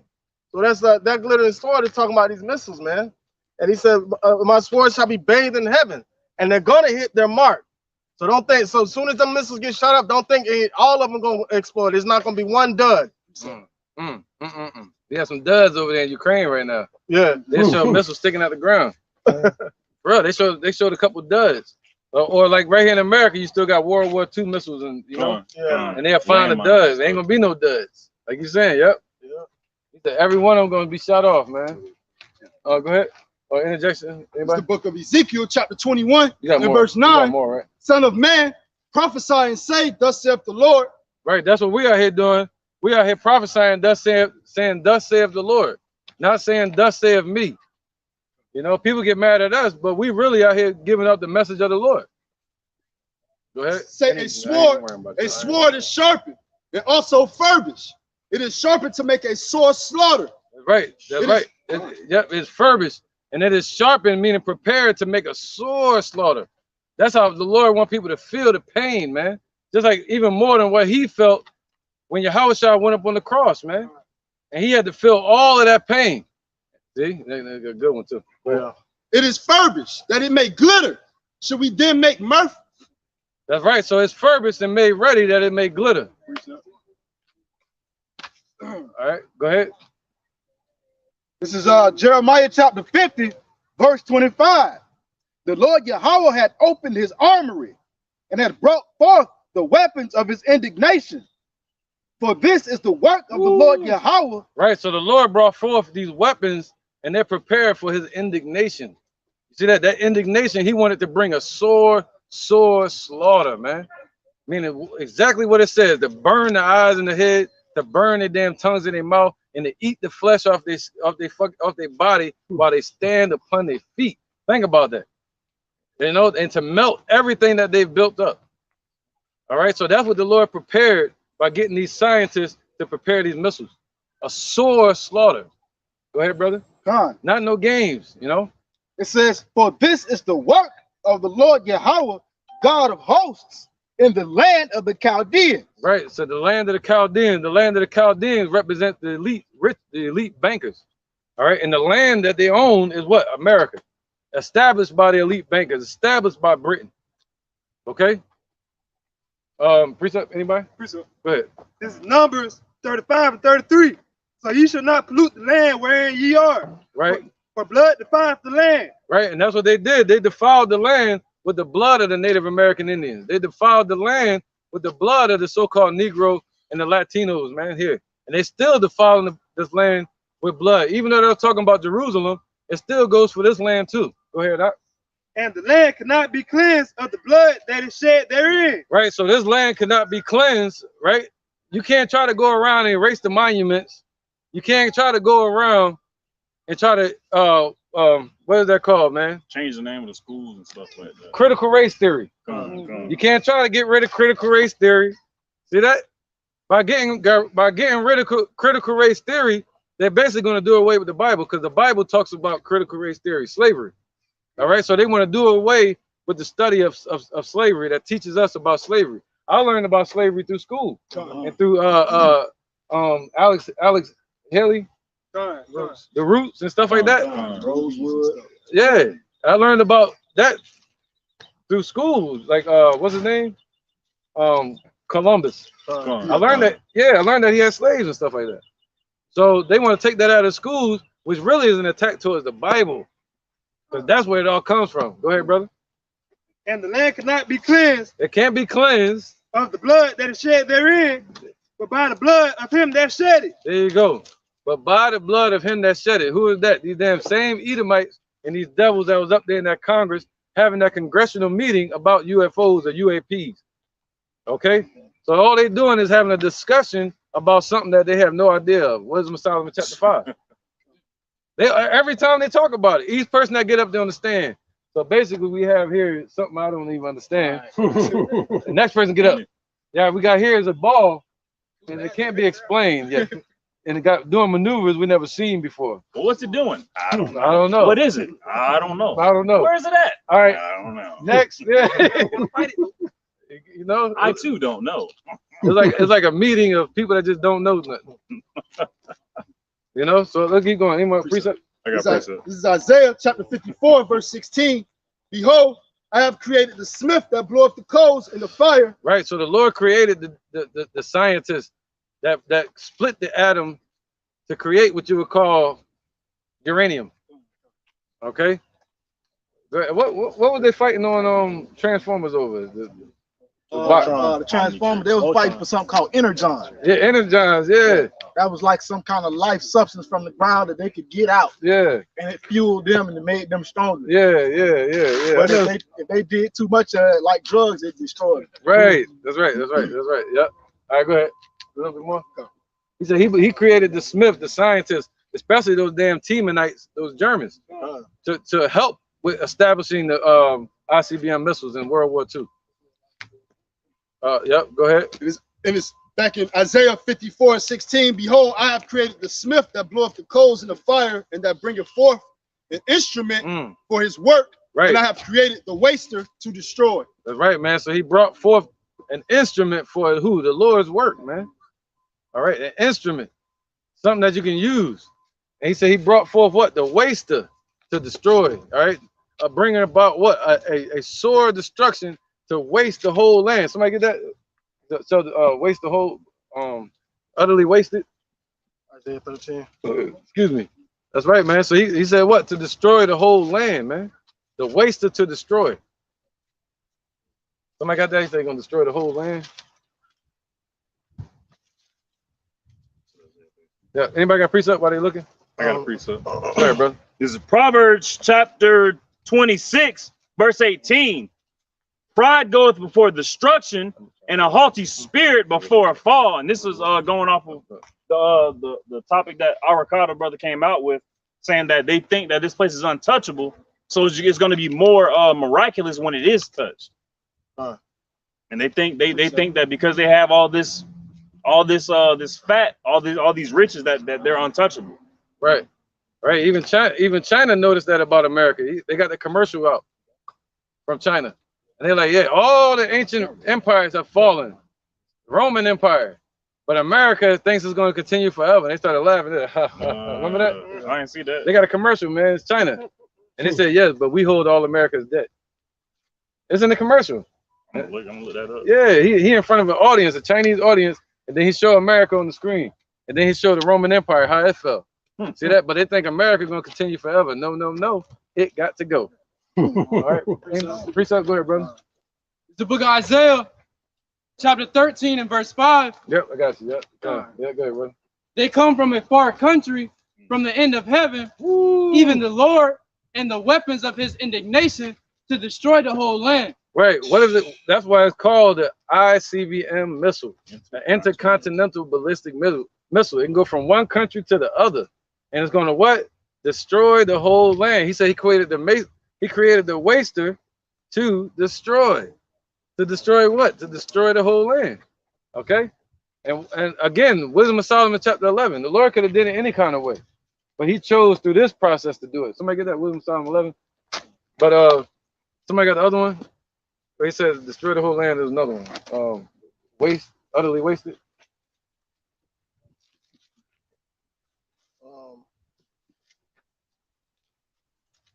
Let me get this real quick.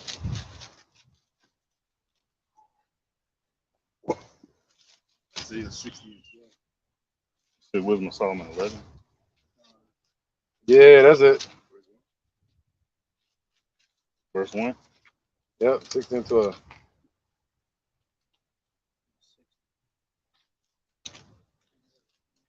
Yeah, whoever get it. It's the book of Isaiah, chapter 60 and verse 12. For the nation and kingdom that will not serve thee shall perish. Yep, that came to my mind, but this is really talking about the kingdom. Go ahead. You still read it though. For the nation and kingdom that will not serve thee shall perish. Right, and this is in the kingdom, right, after the destruction. And the nations that don't serve in the kingdom, they're gonna perish, man. This is when we're in rulership. Go ahead. Yeah, those nations shall be utterly wasted. See, those nations gonna be utterly wasted, man. All right, that had nothing to do with the topic, but it's still a good point. Right, you got something? Yeah, I do. Isaiah chapter 13, verse 17. It said, behold, I will stir up the Medes against them, which shall not regard silver, and as for gold, they shall not delight in it. Right, so who's stirring up the Medes? The Most High, man. He said he controls the hearts of kings. All right, somebody get that? You want to get it? The king's heart is in the hands of the Lord. Proverbs 21. That's right, man. So that's how he's stirring them up. He said, gonna pour out his spirit upon all flesh. And we're in that time where the Lord is in it, what's it called?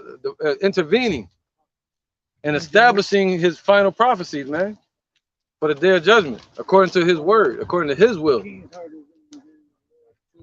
Yeah, launch it up as soon as you get it. Proverbs 21:1. The king's heart is in the hand of the Lord, Yahweh Bashem Yahweh Shah. Rivers of water he turneth. Oh, read again. Yeah, on that screen, yeah. The king's heart is in the hand of the Lord, Yahweh Bashem Yahweh Shah. As the rivers of water, he turneth it whichever way he will. Right, because what did the Lord say? He said what? Somebody get this real quick. Yeah, one precept I want to get off of that thing.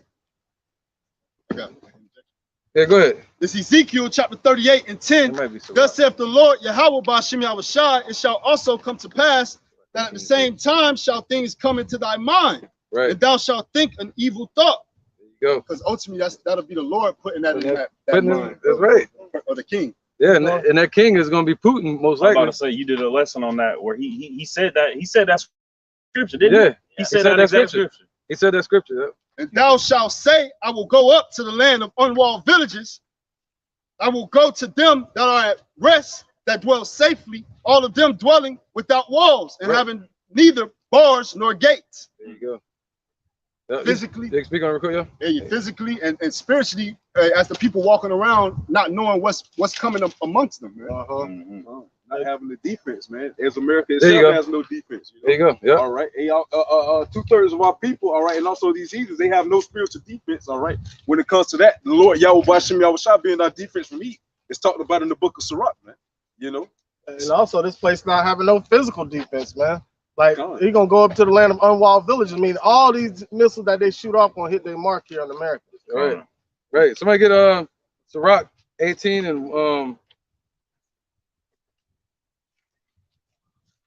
18 and 3. And this goes hand in hand with what you just read, Proverbs. He said the king's heart is in the hands of the Lord. This is Sirach chapter 28. No, 18. So like you. 18 what? Verse This 3. is Sirach chapter 18, verse 3. Who governeth the world with the palm of his hand? Right. So the Lord is the Most High is governing everything with the palm of his hand, man. And Controlling all the kingdoms that rise and fall upon this earth. So like growing up in the Baptist, the so-called Baptist church, that's what Christians used to sing. Gone. You You got the whole word. That's right, man. You got the whole world in his hand, man. Also, but say the devil doing everything. Right. Hey, also, there was another song called "God Is in Control," right, by John P. Key. But that's the thing. That can somebody read that again? King's heart. Oh, I got you. Yep. Proverbs 21 and 1. Yep. It says the king's heart is in the hand of the Lord. Some of the mind of these kings, especially people like Putin in these last days. Go ahead. As the rivers of water, he turneth it whithersoever he will. Right. So now rivers of water on the flat land, which way do they turn? See, it takes the callus of the river. You see that? The building of the dam or whatever around it to steer the course of that river. So that what the Lord does is he put things in place that steer the decisions of people like Putin. And that's why people like America and NATO, they put missile defenses on the borders of Russia to stir up the bear. All right, that's why people like Finland and Sweden are joining in the NATO. That's the Lord doing that. You see that? That's the callus of the river steering the mind of people like Putin. All right, that's why he said what?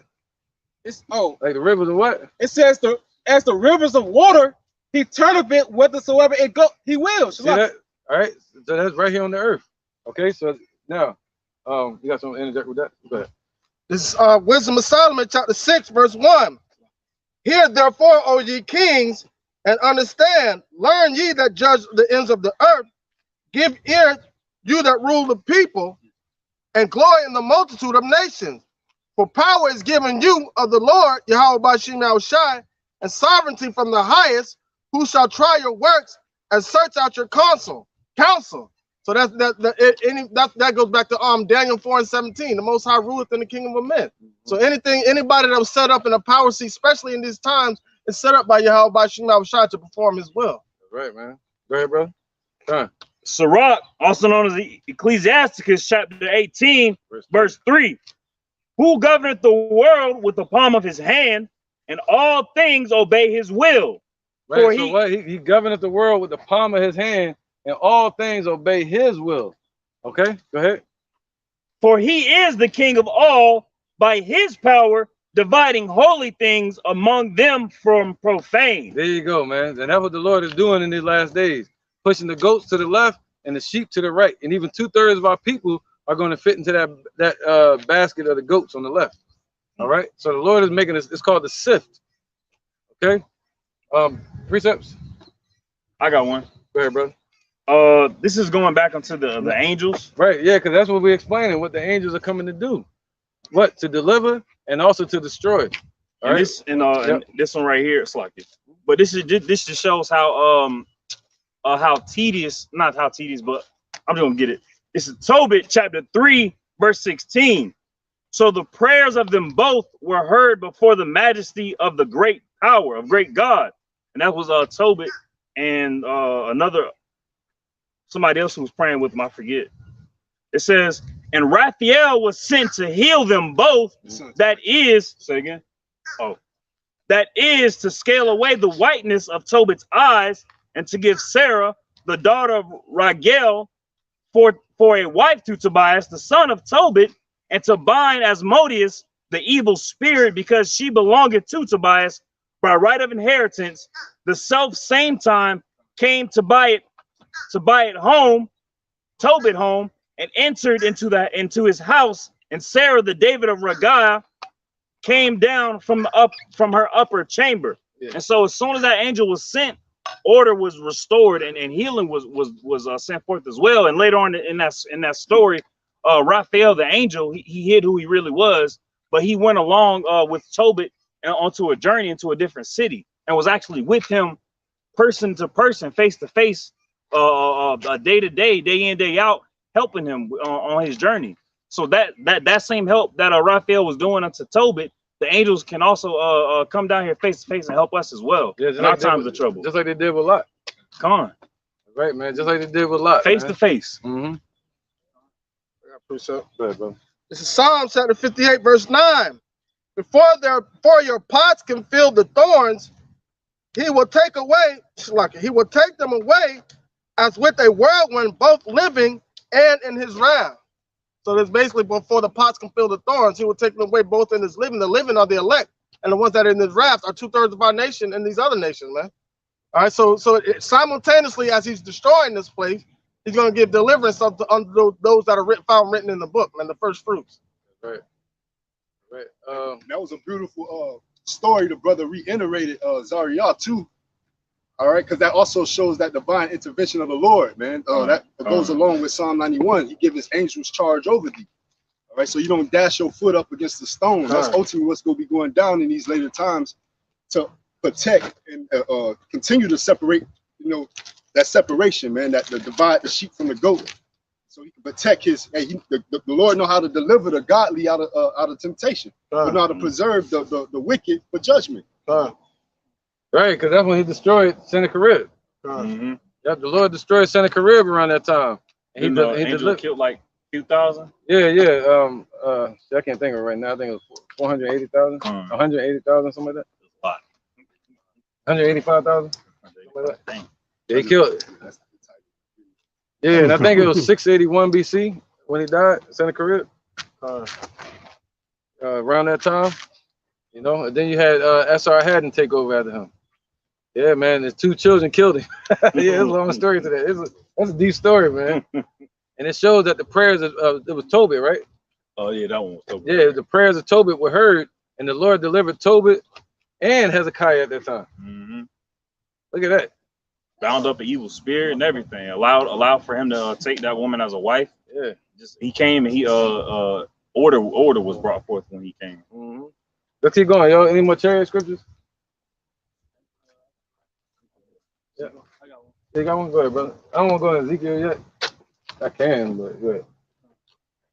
It's the book of Luke, chapter 21, starting at verse 27. And then shall they see the Son of Man coming in a cloud with power and great glory. And when these things begin to come to pass, then look up and lift up your heads, for your redemption draweth nigh. Right, man. So the Lord said what? When you see these things come to pass, then look up because your redemption draweth nigh. But the main thing we need to see come to pass is the MOTB get pushed on a worldwide scale. And then that's when the show really gonna start. You know? That's when you're gonna really see some sci-fi stuff out here, man. Yeah, come on, definitely. And if I may add on too, with that might be, you know, as far as the 2 main scales thing, you got MasterCard pushing it.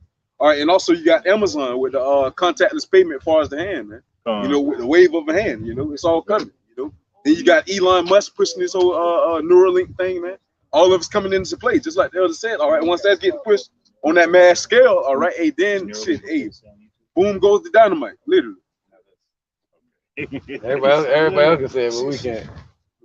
Anybody got any more? I got one. Yeah. Right, go ahead, bring it out when you got it. This is Exodus chapter 13, verse 24, verse 23. And the Egyptians pursued, and this is our Exodus out of Egypt, first Egypt. And the Egyptians pursued and went in after them to the midst of the sea, even all Pharaoh's horses and his chariots and his horsemen. And it came to pass that in the morning watch, the Lord looked to the host of the Egyptians through the pillar of fire and of the cloud, and troubled the host of the Egyptians. Right, because the Lord was in that chariot. All right, the pillar of fire. See that? So when they see these chariots, what they call UFOs or UAPs, they're really pillars of fire, man. All right, spirit. You know, something that they've never seen or dealt with before. But these idiots gonna try to go to war with them. They had a video for a while ago when the Iranian military had came across the chariot, man. They was trying to shoot at it. All right.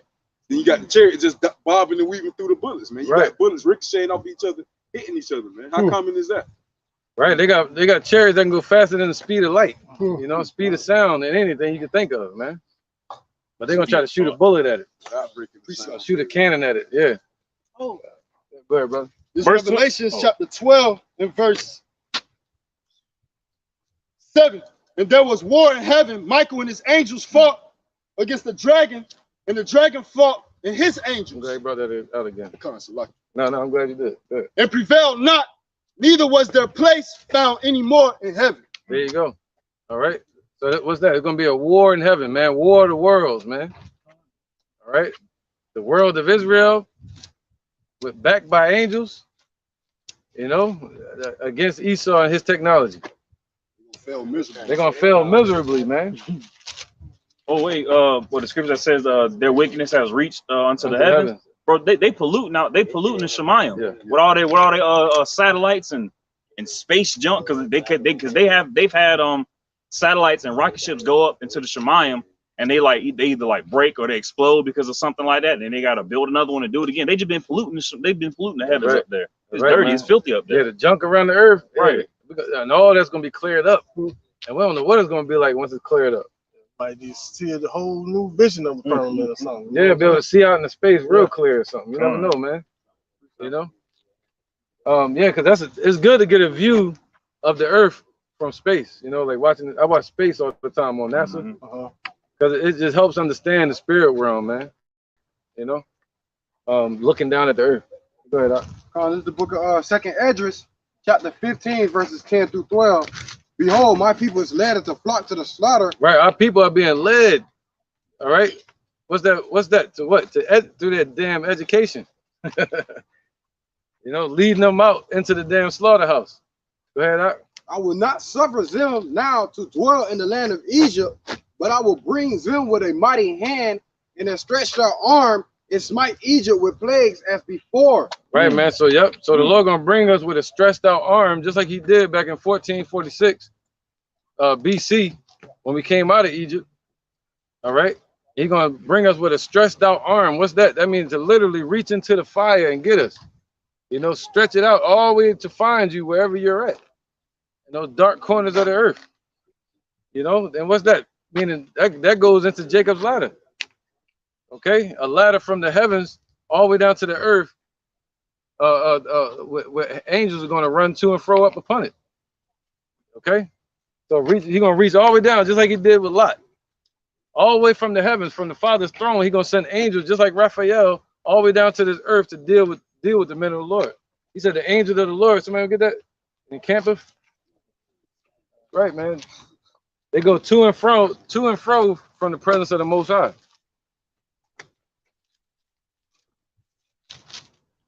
You know, some angels are sent to enlighten. Some angels are sent to deliver. You know, some angels are sent to give power. Go ahead. This is the book of Psalms, chapter 37. This is the book of Psalms, chapter 34, and verse 7. The angel of the Lord encampeth around about them that fear him. Right, you got to show that you fear the Lord. What's that? That's in Proverbs chapter 1. Somebody get that? The fear of the Lord is the beginning of wisdom. All right, if you claim you have wisdom, if you claim you fear the Lord, then you're going to keep his laws. You see that? He got 613 laws in the Bible. One of them we don't have to keep. That's sacrifice. All right, the Father's true name is Yahweh, and his son named Yahushua. If you never heard it before, you hear him on it. Let's keep teaching, man. We ain't worrying about that. All right, go ahead. This is Proverbs chapter 1, verse 7. The fear of the Lord is the beginning of knowledge. Right, so he don't want knowledge, all right? So he can't even begin to serve the Lord. Go ahead. But fools despise wisdom and instruction. So we seen an example of that, all right?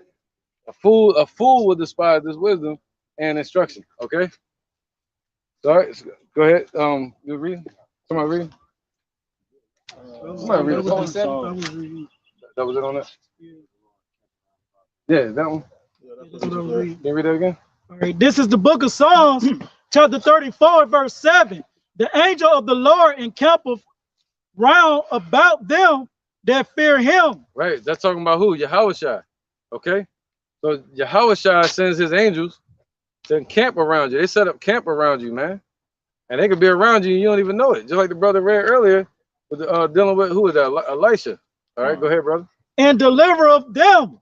So right, so he's gonna deliver you. All right, that's why he said the eyes of the Lord are upon the sinful kingdom. Don't fear, man. They right there around you. You know, you got to believe that, man. Okay. Go ahead. Yeah. This is Daniel chapter 3. I'm gonna start at verse 23. And these three men, Shadrach, Meshach, and Abednego, fell down bound into the midst of the burning fiery furnace. Right. Those were their slave names. But they had true names: Hananiah, Mishael, and Azariah. All right, and these men of the Lord were given slave names, just like we got slave names here in America.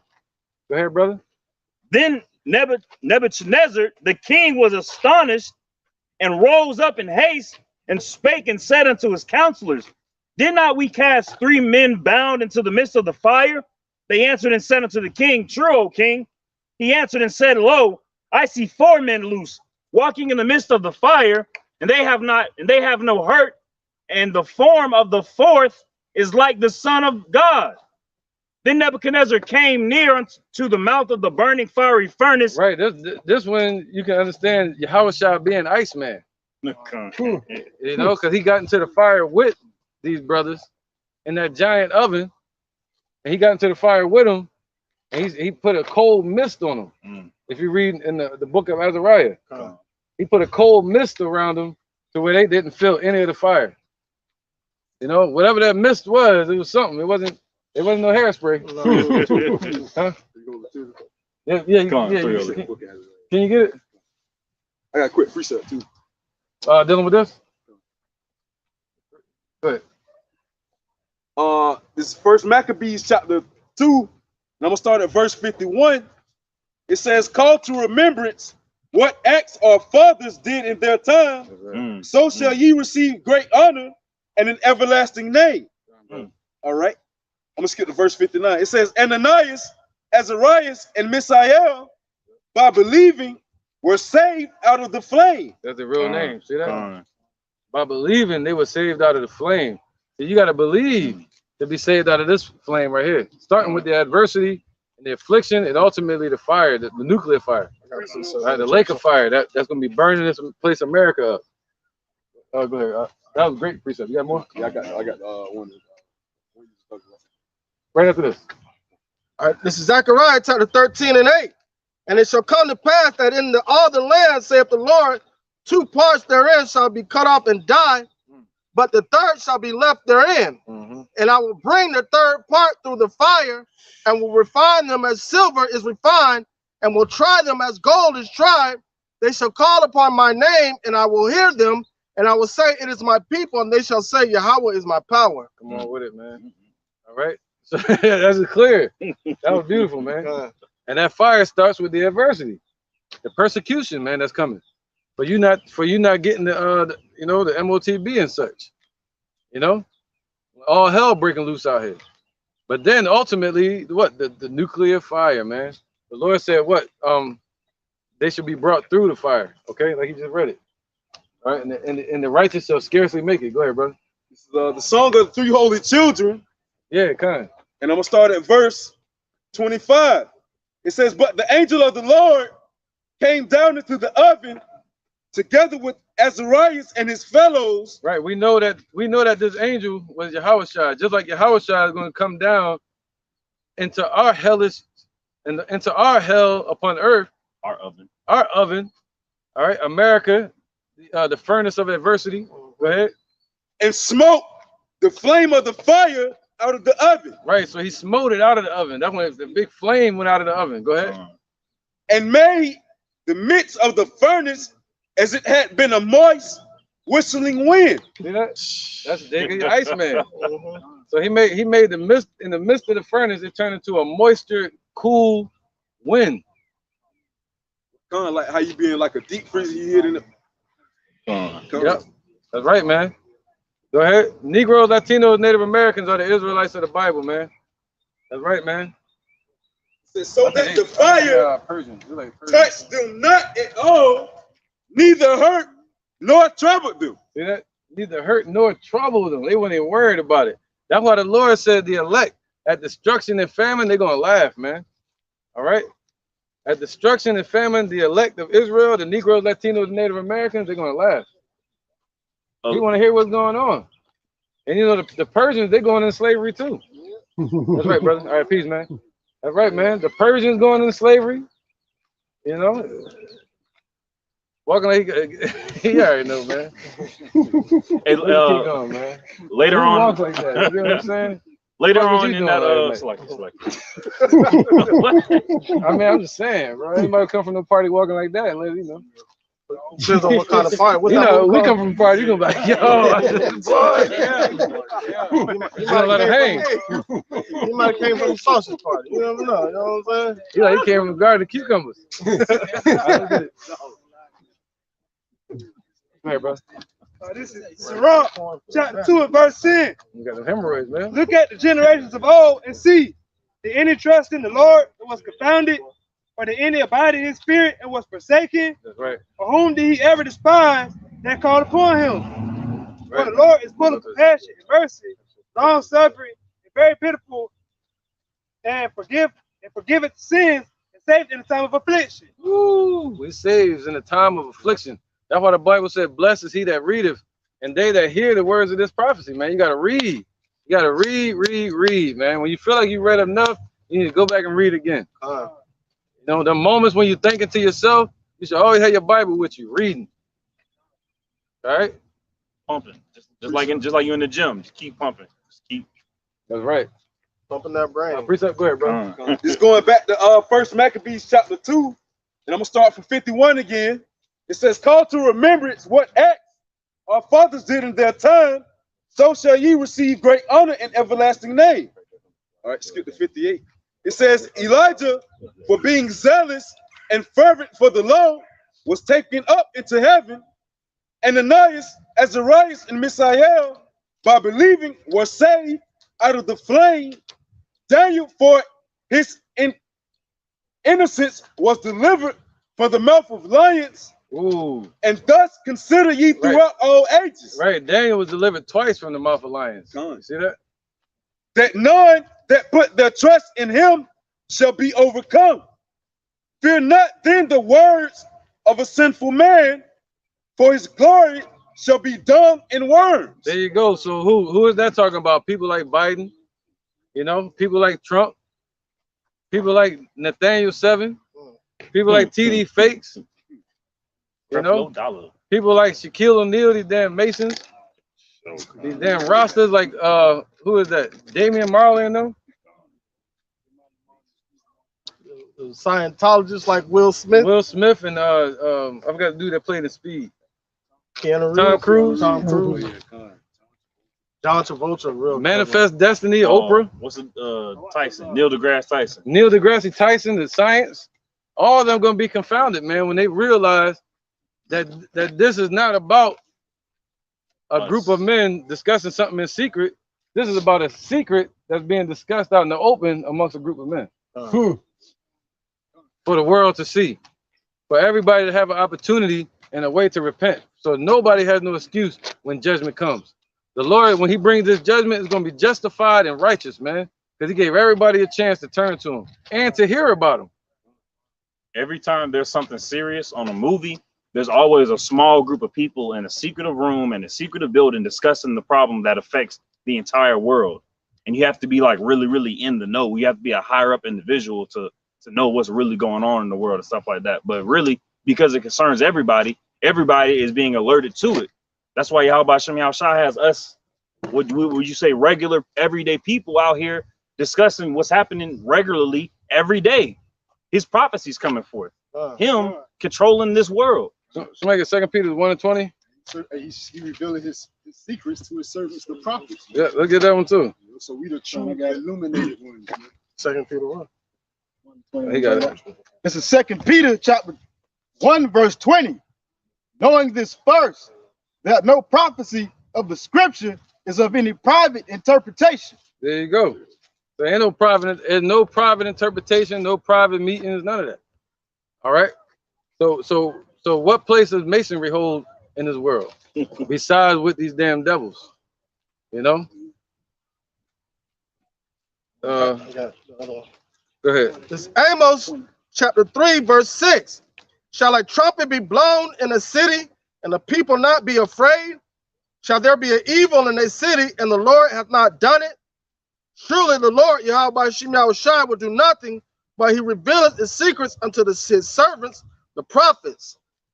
So those secret things that are revealed to the prophets are published out in the open, because these wicked individuals need to know their judgment of them going into slavery. These other nations, 2/3 of our people need to know that they're going to get destroyed on this side, but be born into the kingdom, and the elect need to have hope. All right, so now that's what those are the three things that the prophets of the Lord come out and do. Right, Matthew 24:26. The book of Matthew, chapter 24 and verse 26. Wherefore, if they shall say unto you, behold, he is in the desert, go not forth. Behold, he is in the secret chambers, believe it not. God. Hey, you got some boneheads out there. Oh yeah, hey, you got to go back to the wilderness, man. When you go into that word desert, it goes back to the wilderness. All right. You know, so with that being said, Esau made the whole world a wilderness, man. So the Lord Yahweh Bashem Yahweh Shai is going to be in his secret chambers, man. And which is those apartments in the sky, you know, those being the chariots, you know. Right. Hey, that's how we're going to obtain salvation during these times, man. You know, not by way of going out, oh, you know, hey, I heard people go to Africa. How you going to get over there, man? Just good to say, hey, thou shalt desire to go into the city and shall not be able to, you know, which is those times that we're in now, all right? It's, you got no fly zones and whatnot, hey, shit. Certain places that American citizens that can't even go to, man. So how you going to get there in that time? So therefore, and your safe pavilion have to be within the Lord Yahweh Bashem Yahweh Shai, man. Proverbs 18:10, the name of the Lord is a strong tower, the righteous run into it and is safe. Right. Isaiah 45 and 15, 18, somebody? Go ahead, brother. I mean, good point, bro. Go ahead. It's the book of Daniel, chapter 2 and verse 28. Yeah, 45, 18. But there is a God in heaven that revealeth secrets and maketh known to the king Nebuchadnezzar what shall be in the latter days. Thy dream and the visions of thy head upon thy bed are these. All right, and the only one that was able to interpret, all right, and be able to relay what the dream Nebuchadnezzar had was the prophet Daniel. All right, which shows that the Lord revealeth his secrets to his servants, the prophets. All right, ultimately to have the understanding of Yahweh Bashem Yahweh Shai, to let these heathens and these nations know what the real deal is, man. What the real spill is according to the Lord's will and what he's coming to do. Right, man. All right. So just as Daniel prophesied and was able to foretell, all right, you have the prophets here on the scene again, foretelling you what's happening before it happens. Prophesying, pro meaning before, and psi is to speak. Right, brother. Somebody get second Ezra 2 and 36. Go ahead. Go ahead, Isaiah. It's Isaiah chapter 45, verse 18.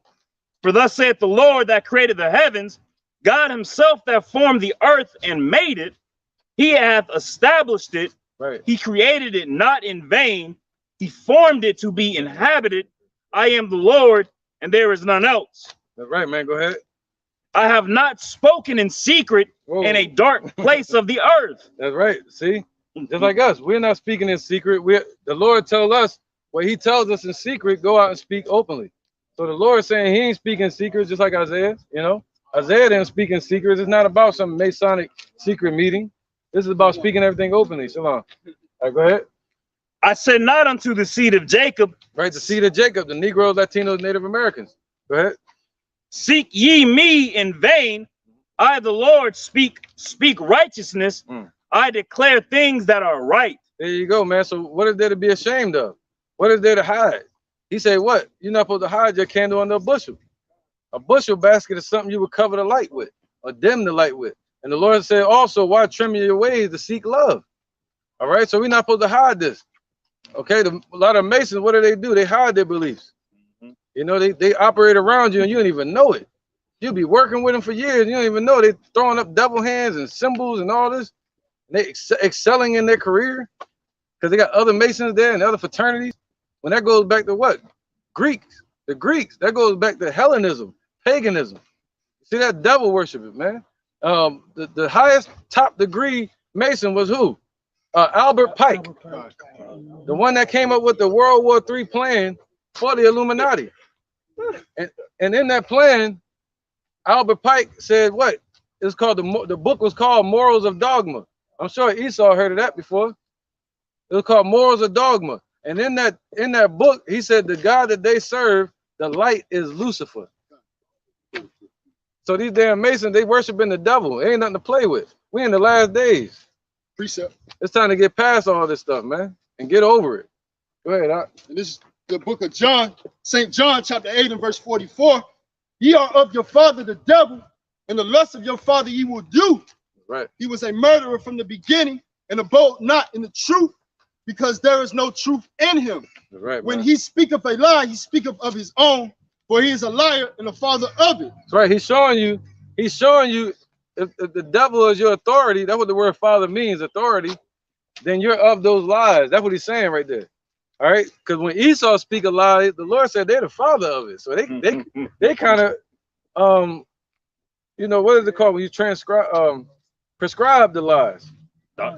Yeah, they prescribed them. They conjured up the lies. And like scriptures also say, hey, if a ruler hearken to lies, all his servants are wicked as well, man. Right. So you're guilty by association. Right, man. So Yeah, Esau made that law. If you driving the getaway car, you get time too. Even though you didn't do the robbery, you helped the robbers commit the robbery. Right. And the main thing they say in Masonry is you can serve whatever God you want in their Masonic community. You know, they don't never tell you until you get to the 33rd degree that you're serving the devil. See that? And then you gotta walk the goat and shit. Also, Albert Fight say the day I let a nigga in this organization is the day that I leave. That's right. And that's why you got your separation from the Blue House, which would be the Prince Hall affiliated so-called Jake Masons, and you have the Boule, those who can't sit at the table but they help guard the table, and that's why they stop at a 32nd degree. And you have the York Rite and Scottish Rite and the Edomites go to a 33rd, all right, because that last degree is really the secrecy of what we have, man. You know, the wisdom and knowledge of the Lord, of who really operates and controls things, all right, and who the true people of the earth, what this earth was truly created for, man. The so-called Negroes, Latinos, and Native Americans, and those of the speckled bird who may look like other nations due to the mixing and mingling, but bear the same spirit as such. Right? Right, man. Somebody got the other one, Second Ezra? That also lines up with the unclean spirits that came out of the mouth like frogs, man, pertaining to Revelations, all right, 16 and 13. That's a part of it. All right, because that's a part of that deception. All right, the religious system. That religious system, kind of. that web. Yeah. All right, and it starts from Masonry, but then you have your Greek fraternities like the elders and the brothers mentioned. All right, that trickles down, which are like a lesser of the Masons and the Eastern Stars. Right. All right, which they seep and they recruit you guys through college and stuff like that. Yeah, a video came out not too long ago of Steve Harvey doing that fraternity, that stepping and shit like that. So more than willing, he a Mason as well too. Steve Harvey is a Q dog, just like you know your people on TV. They on TV for a reason. Yeah. Shaq is normal Mason, man. I remember I talked to one Mason, man. I talked to one Mason out there. What was his name, man? I forgot his name. He used to sell movies out there.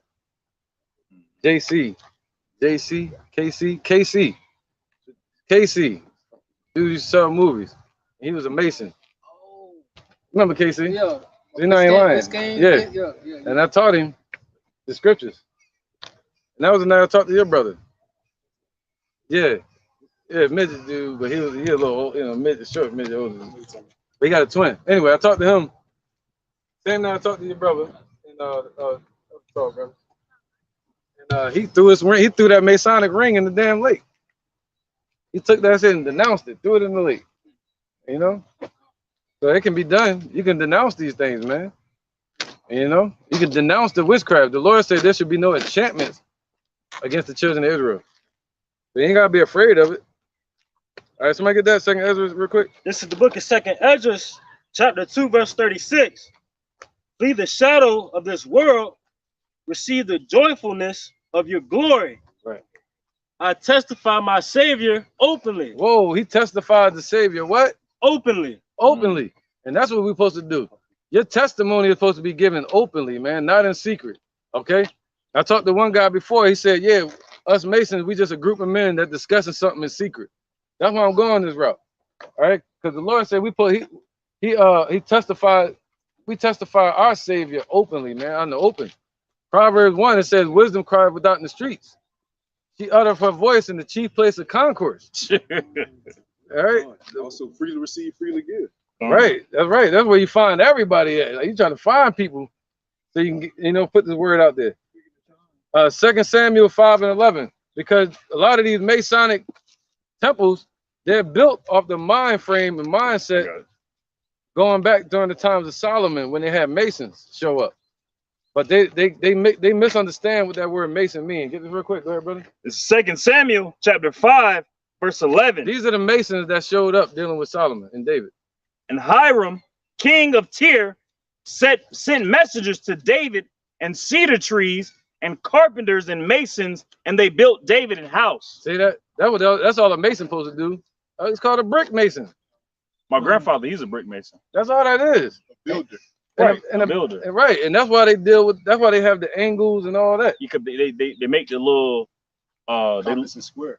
Right. They make it out of like builders tools. Come on, brother. And they're not builders at all. Ultimately, that's a front. Hell yeah. All right, because most Masons and Eastern Stars will say they help the community. All right, but that's just a front of showing what they really do behind doors and upstairs with their ceremonies and their witchcraft. All right, ultimately it's No, they build. What's this? They build a house of wickedness. Yeah, here you go. Yeah, somebody get this real quick. They build idols.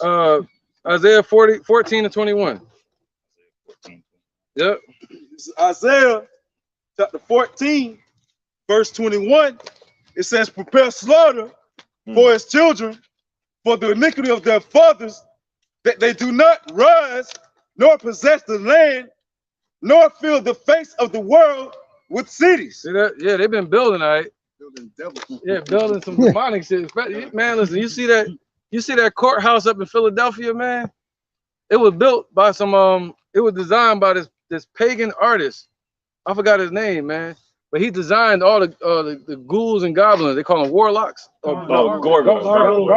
And they put them all over the damn thing. I'm talking about, you look up the Philadelphia courthouse. I might have to do a lesson on it. It's all over. I grew up seeing this, thinking it was cool. Like, I ain't know. I'm looking at it like, oh, shit, look at that. Touching it and shit. They had cartoons like Gargoyles. Yeah, that one woke me up. Hold up. So, when I seen the cartoon Gargoyles, that's when they say the gargoyles are supposed to scare away evil spirits. Like, this shit was evil spirit. That is an evil spirit. How you gonna get an evil spirit? You know what I mean? You Satan, the cast out Satan. Yeah, right. They summoning demons, man. No, go ahead, good brother. Now I was just go add on by saying that they ultimately add on and take away from the word. And this Revelation chapter 22 and verse 18. For I testify to every man that heareth the words of the prophecy of this book. If any man shall add unto these things, Yahweh Ba'Shem Yahushua shall add unto him the plagues that are written in this book. And if any man shall take away from the words of this book of this prophecy, Yahweh shall take away his part out of the book of life and out of the holy city and from the things which are written in this book. And that's ultimately to you Israelites, you so-called Negroes, Latinos, and Native Americans. You have no place into their philosophies. You have no place into their way of life. All right, Masonry and Eastern Stars is witchcraft, and the brothers brought that story out pertaining to Solomon. All right, and ultimately they have no understanding of the scriptures, man. They reiterate and mock things that happen in the scriptures, like the Hiram Abiff. All right, that's the first 3 stages to become a master mason. They mock that. Yep. They mock the killing of an individual in front of Solomon's temple. Yep. Yeah. The Masons, they got it all. But if they read the scriptures, the Masons were just brick Masons. That's it. And Hiram was a African that was friends with King David, and he wound up taking care of King Solomon as well. And he was the one that ran the Navy fleet for Solomon.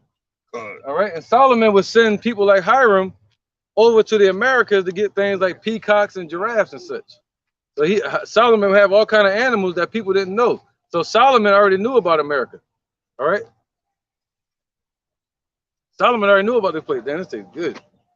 Anybody got any more precepts? Go ahead, brother. This is John chapter 4, verse 24. God is a spirit, and they that worship him must worship him in spirit and in truth. So if you putting gargoyles or anything on your building, worshiping in secret, anything, and you supposed to be studying to show yourself approved, you're not worshiping God in sincerity and truth. And you're going to get caught up in the destruction that's coming to this place. Precept. This is Psalms chapter 21, verse 30.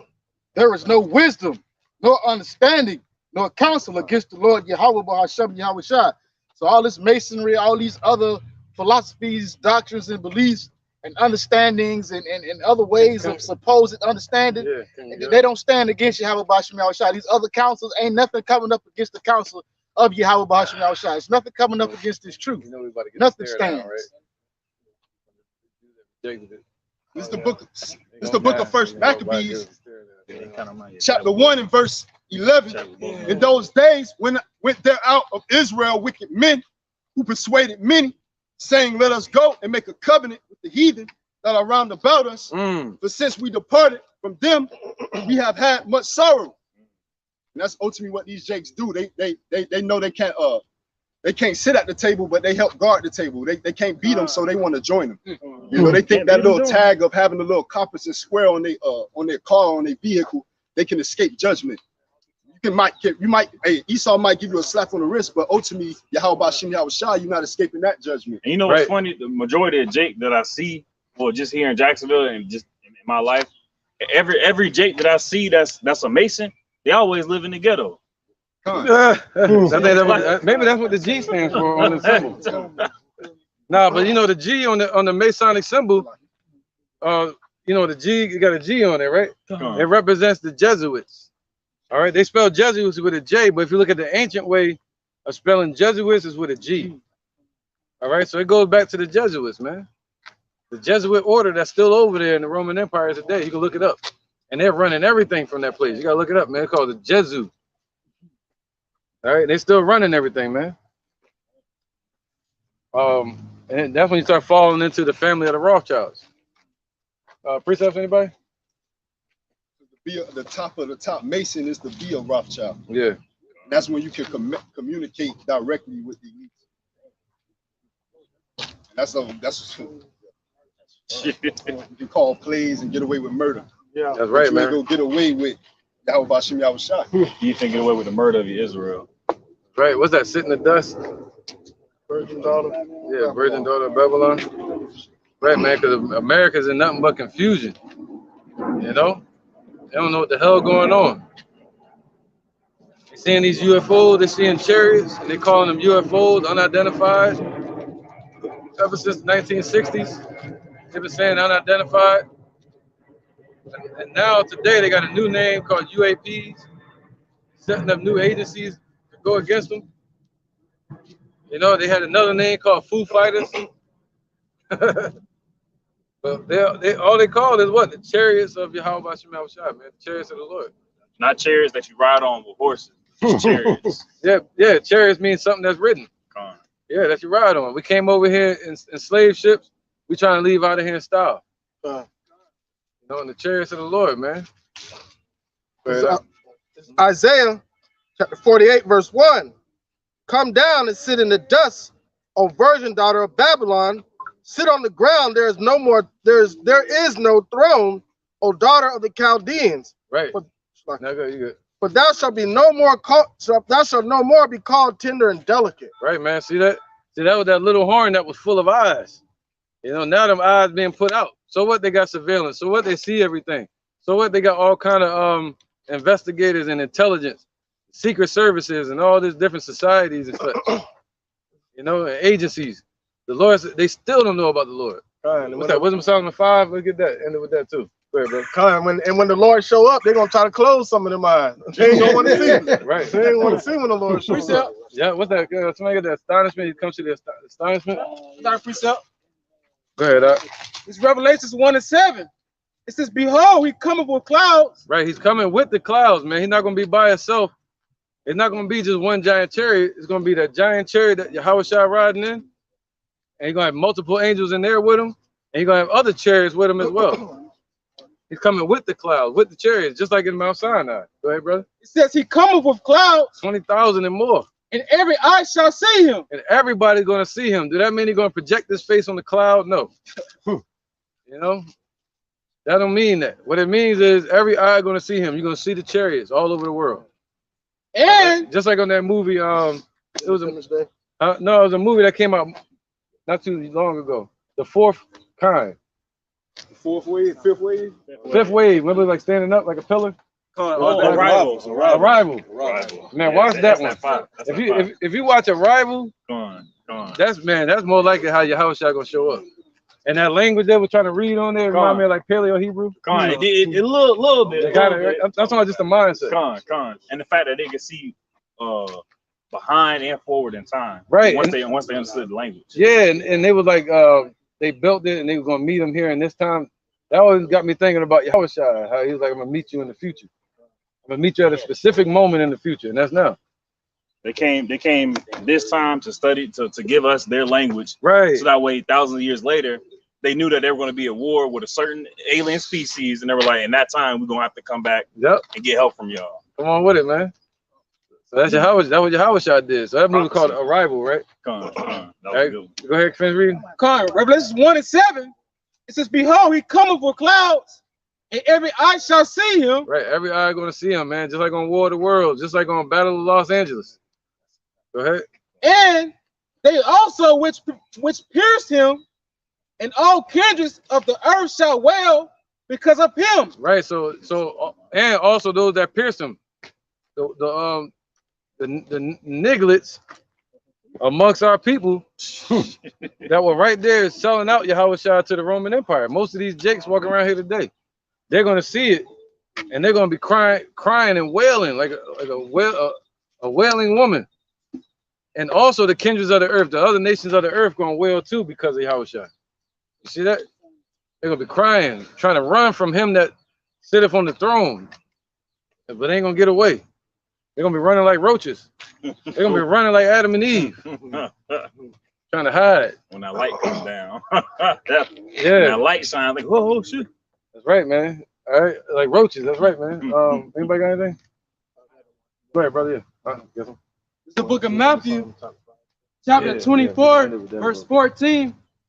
And this gospel of the kingdom shall be preached in all of the world for a witness unto all nations, and then shall the end come. You can speak on it. And I just wanted to bring that out because earlier, the elder and the brothers were speaking on how nobody is gonna have an excuse, because this truth is being broadcasted all over the internet. It's out on the highways and byways. People walk right past it. They're gonna hear it. So nobody's gonna have an excuse in the day of the Lord, man. Nobody's gonna have an excuse. That's right, man. All right, precept. Yeah, anybody got any precepts? Oh, you got one? All right, go ahead and bring this up. We're gonna wrap it up then on this topic at least. All right, it's Wisdom of Solomon, chapter 5, verse 1. Then shall the righteous man stand in great boldness before the face of such as have afflicted him. Right, so that's why we out here standing here in great boldness. Standing out there with a gun and a rifle, that don't make you tough. That makes you hiding behind the gun. But standing behind the Lord's word, that's power, man. And that's standing in great boldness. That's standing in, what do you say? The footsteps in the sand. The footsteps in that sand. He say, I looked and they were his footsteps instead of mine. I mean, he was carrying you the whole way. But the Lord said, no, forget that. Get your ass down and walk. Walk in my shoes. That's what he's saying. Walk in his shoes, man. All right. We can't wear his shoes literally, but we can walk in the footsteps that he laid out in the sand. Go ahead, brother. All right. Then shall the righteous man stand in great boldness before the face of such as have afflicted him. Right. That boldness of a lion in the sand represent the footsteps on the earth that he laid out. Go ahead, brother. And made no accounts of his labors. Right. These devils don't make no accounts. They keep no files of our labors. You got even in slave history, we got slaves that were just lost, man. Family broken apart, torn apart, and moved here and there. You don't know who's who anymore. You working and working, and there's not an account of all the work that you've done in this place.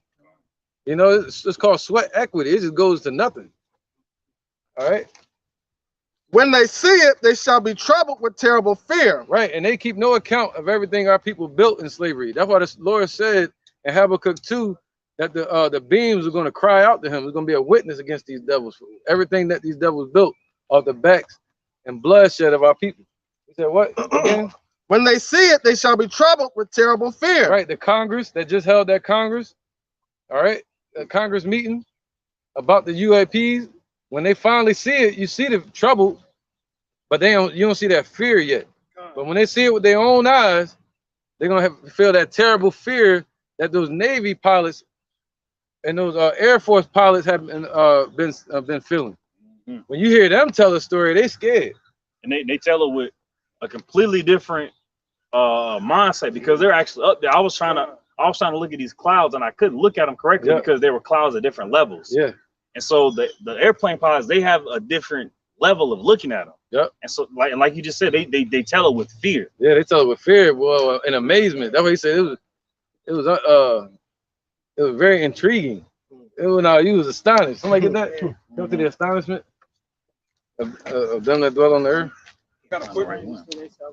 Right. Go ahead, interjection. Go ahead. I just go back to what you were saying about following Yahushua's footsteps. Yep. Oh, this is Matthew chapter 19, verse 28. And Yahushua said it to them, verily I say to you, that ye which have followed me in the regeneration when the Son of Man shall sit in the throne of his glory, you shall also sit upon the 12 thrones, judging the 12 tribes of Israel. So those disciples that were walking around, those apostles that were walking around that day are showed up back here on the earth to reap the reward that was promised to them by Yahweh Shai in that time. Right. Ain't no mothership. Take me on the mothership. You know, 70s, 70s and 80s. Jake was singing and rapping. What's his name? Bill Clinton. What was his name? The dude that do the music, Clinton. George Clinton. George Clinton. And all I'm talking about, take me on the mothership and all that. Parliament, Funkadelic. Yeah. And they was looking at it in a way of like Africa, like Wakanda.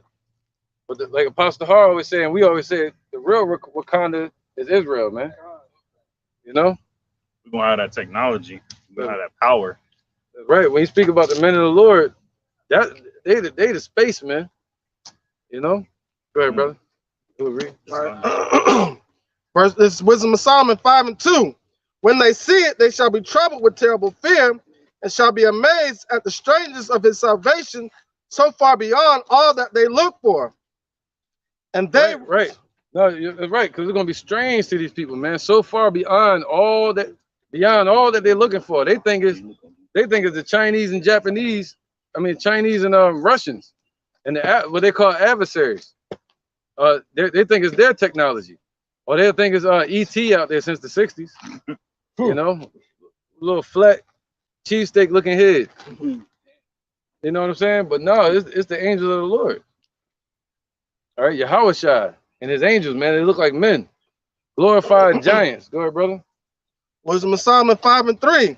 And they repenting and groaning for anguish of spirit shall say within themselves, this was he whom we had sometimes in derision. Right, so they're gonna say this within themselves. They ain't gonna say it out loud so you can hear it. Hopefully, elect gonna be going up into the chariots.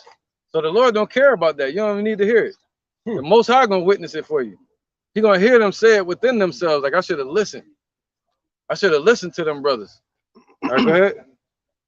All right, verse 3 again. It says, and they repenting and groaning for anguish of spirit shall say within themselves, this was he whom we had sometimes in derision and a proverb of reproach. We fools accounted his life madness and his end to be without honor. How is he numbered among the children of Yahweh? How is his lot among the saints? Right, that's what the Congress need to discuss. They need to discuss who are these people in these ghettos? Who are these people that America took into slavery? And why are these chariots popping up? Oh, could it be the Bible? Could it be the same God that delivered them out of Egypt is about to do it again? Could that be it? They're like, nah, that ain't it. That ain't it. These are aliens. Matter of fact, we don't care that they're aliens. We just care about the military strategic maneuvers that they're doing so we can combat that in cases our adversaries. They're like, man, there's nothing you can do against these chariots, man. They don't even know what they're being propelled by. They don't even know what they're being propelled by, man. All right, I'm gonna do a lesson on that when I get home. You know, that's what it's supposed to have been about. But yeah, look at this last precept, y'all. This go ahead. This is the book of 2nd Ezra 13:30. That's it. And he oh, look at 29. This is the book of 2nd Ezra 13:29. Behold, the day is come when the Most High will begin to deliver them that are upon the earth. Right, so it's gonna be elect in the heavens, and there's still gonna be some elect on the earth. So that's when the Lord gonna begin to deliver them upon the earth. The ones in the heavens, they're gonna get their bodies first. All right, they're glorified form. Go ahead, brother. Verse 30. And he shall come to the astonishment of them that dwell on the earth. Right, so it's gonna be an astonishment, man, to them that dwell on the earth, even though they're looking for it. So if you're looking for them to have the answers, they're not gonna have it all the way until their destruction. But the elect, we right here in your face with it, like right here, like right here in the Bible, right here, you know. But you're gonna come to the astonishment of these people, man. That's a beautiful thing. Go ahead, verse 31. I got the same lamp in the house. And one shall undertake to fight against another, one city against another. Right, so all these nations gonna fight against each other, man. And then after the mindset of Ronald Reagan, which they still lingering and holding on to it, when Ronald Reagan said there should be some outside threat that we could all fight, then it would bring us all together. You know, and that's what they're gonna try to create, a false flag alien invasion. You know, using Project Bluebeam to throw everybody off. And then when the real invasion happened and deliverance, they're gonna try to have everybody fighting against the chariots. One place against another, one people against another. One place against another, one people against another. Go ahead. And one realm against another. One realm, all right, the spiritual realm. The devil's on the left-hand side, gonna be fighting against the right-hand side. All right, and the left-hand side gonna lose horribly, man. That's right, man. It's time for Yahweh Shai to put the whole left-hand side under his foot.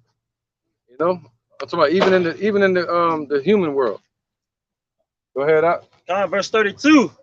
And the time shall be when these things shall come to pass. Right. So in the midst of that,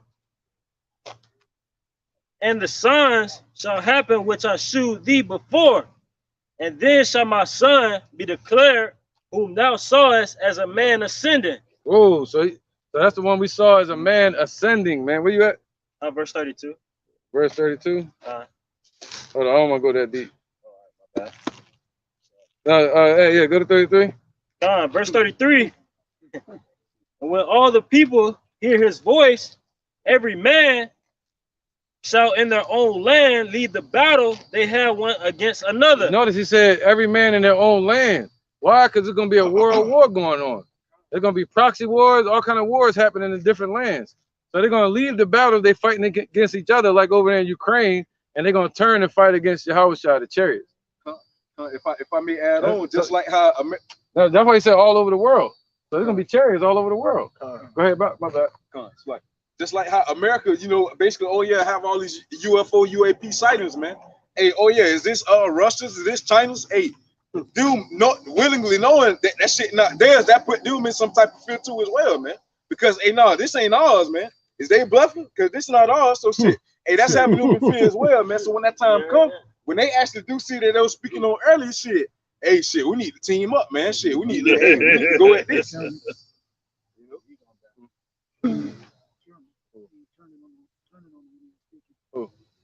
Oh yeah, the camera.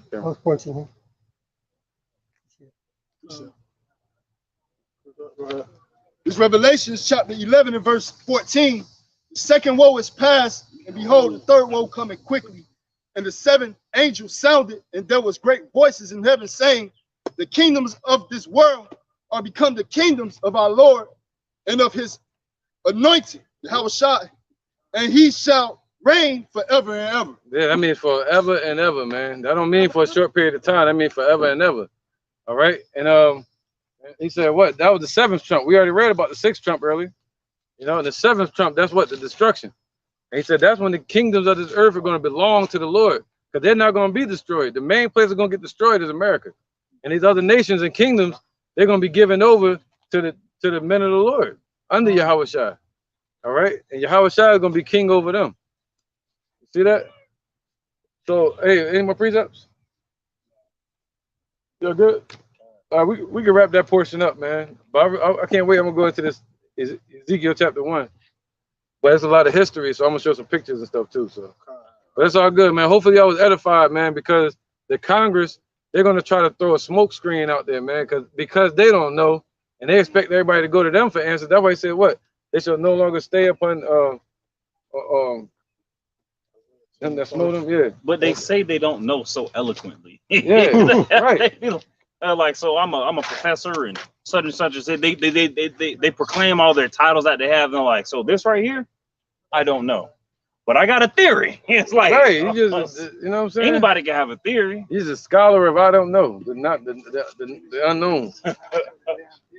All right, this is Isaiah chapter 10, verse 20.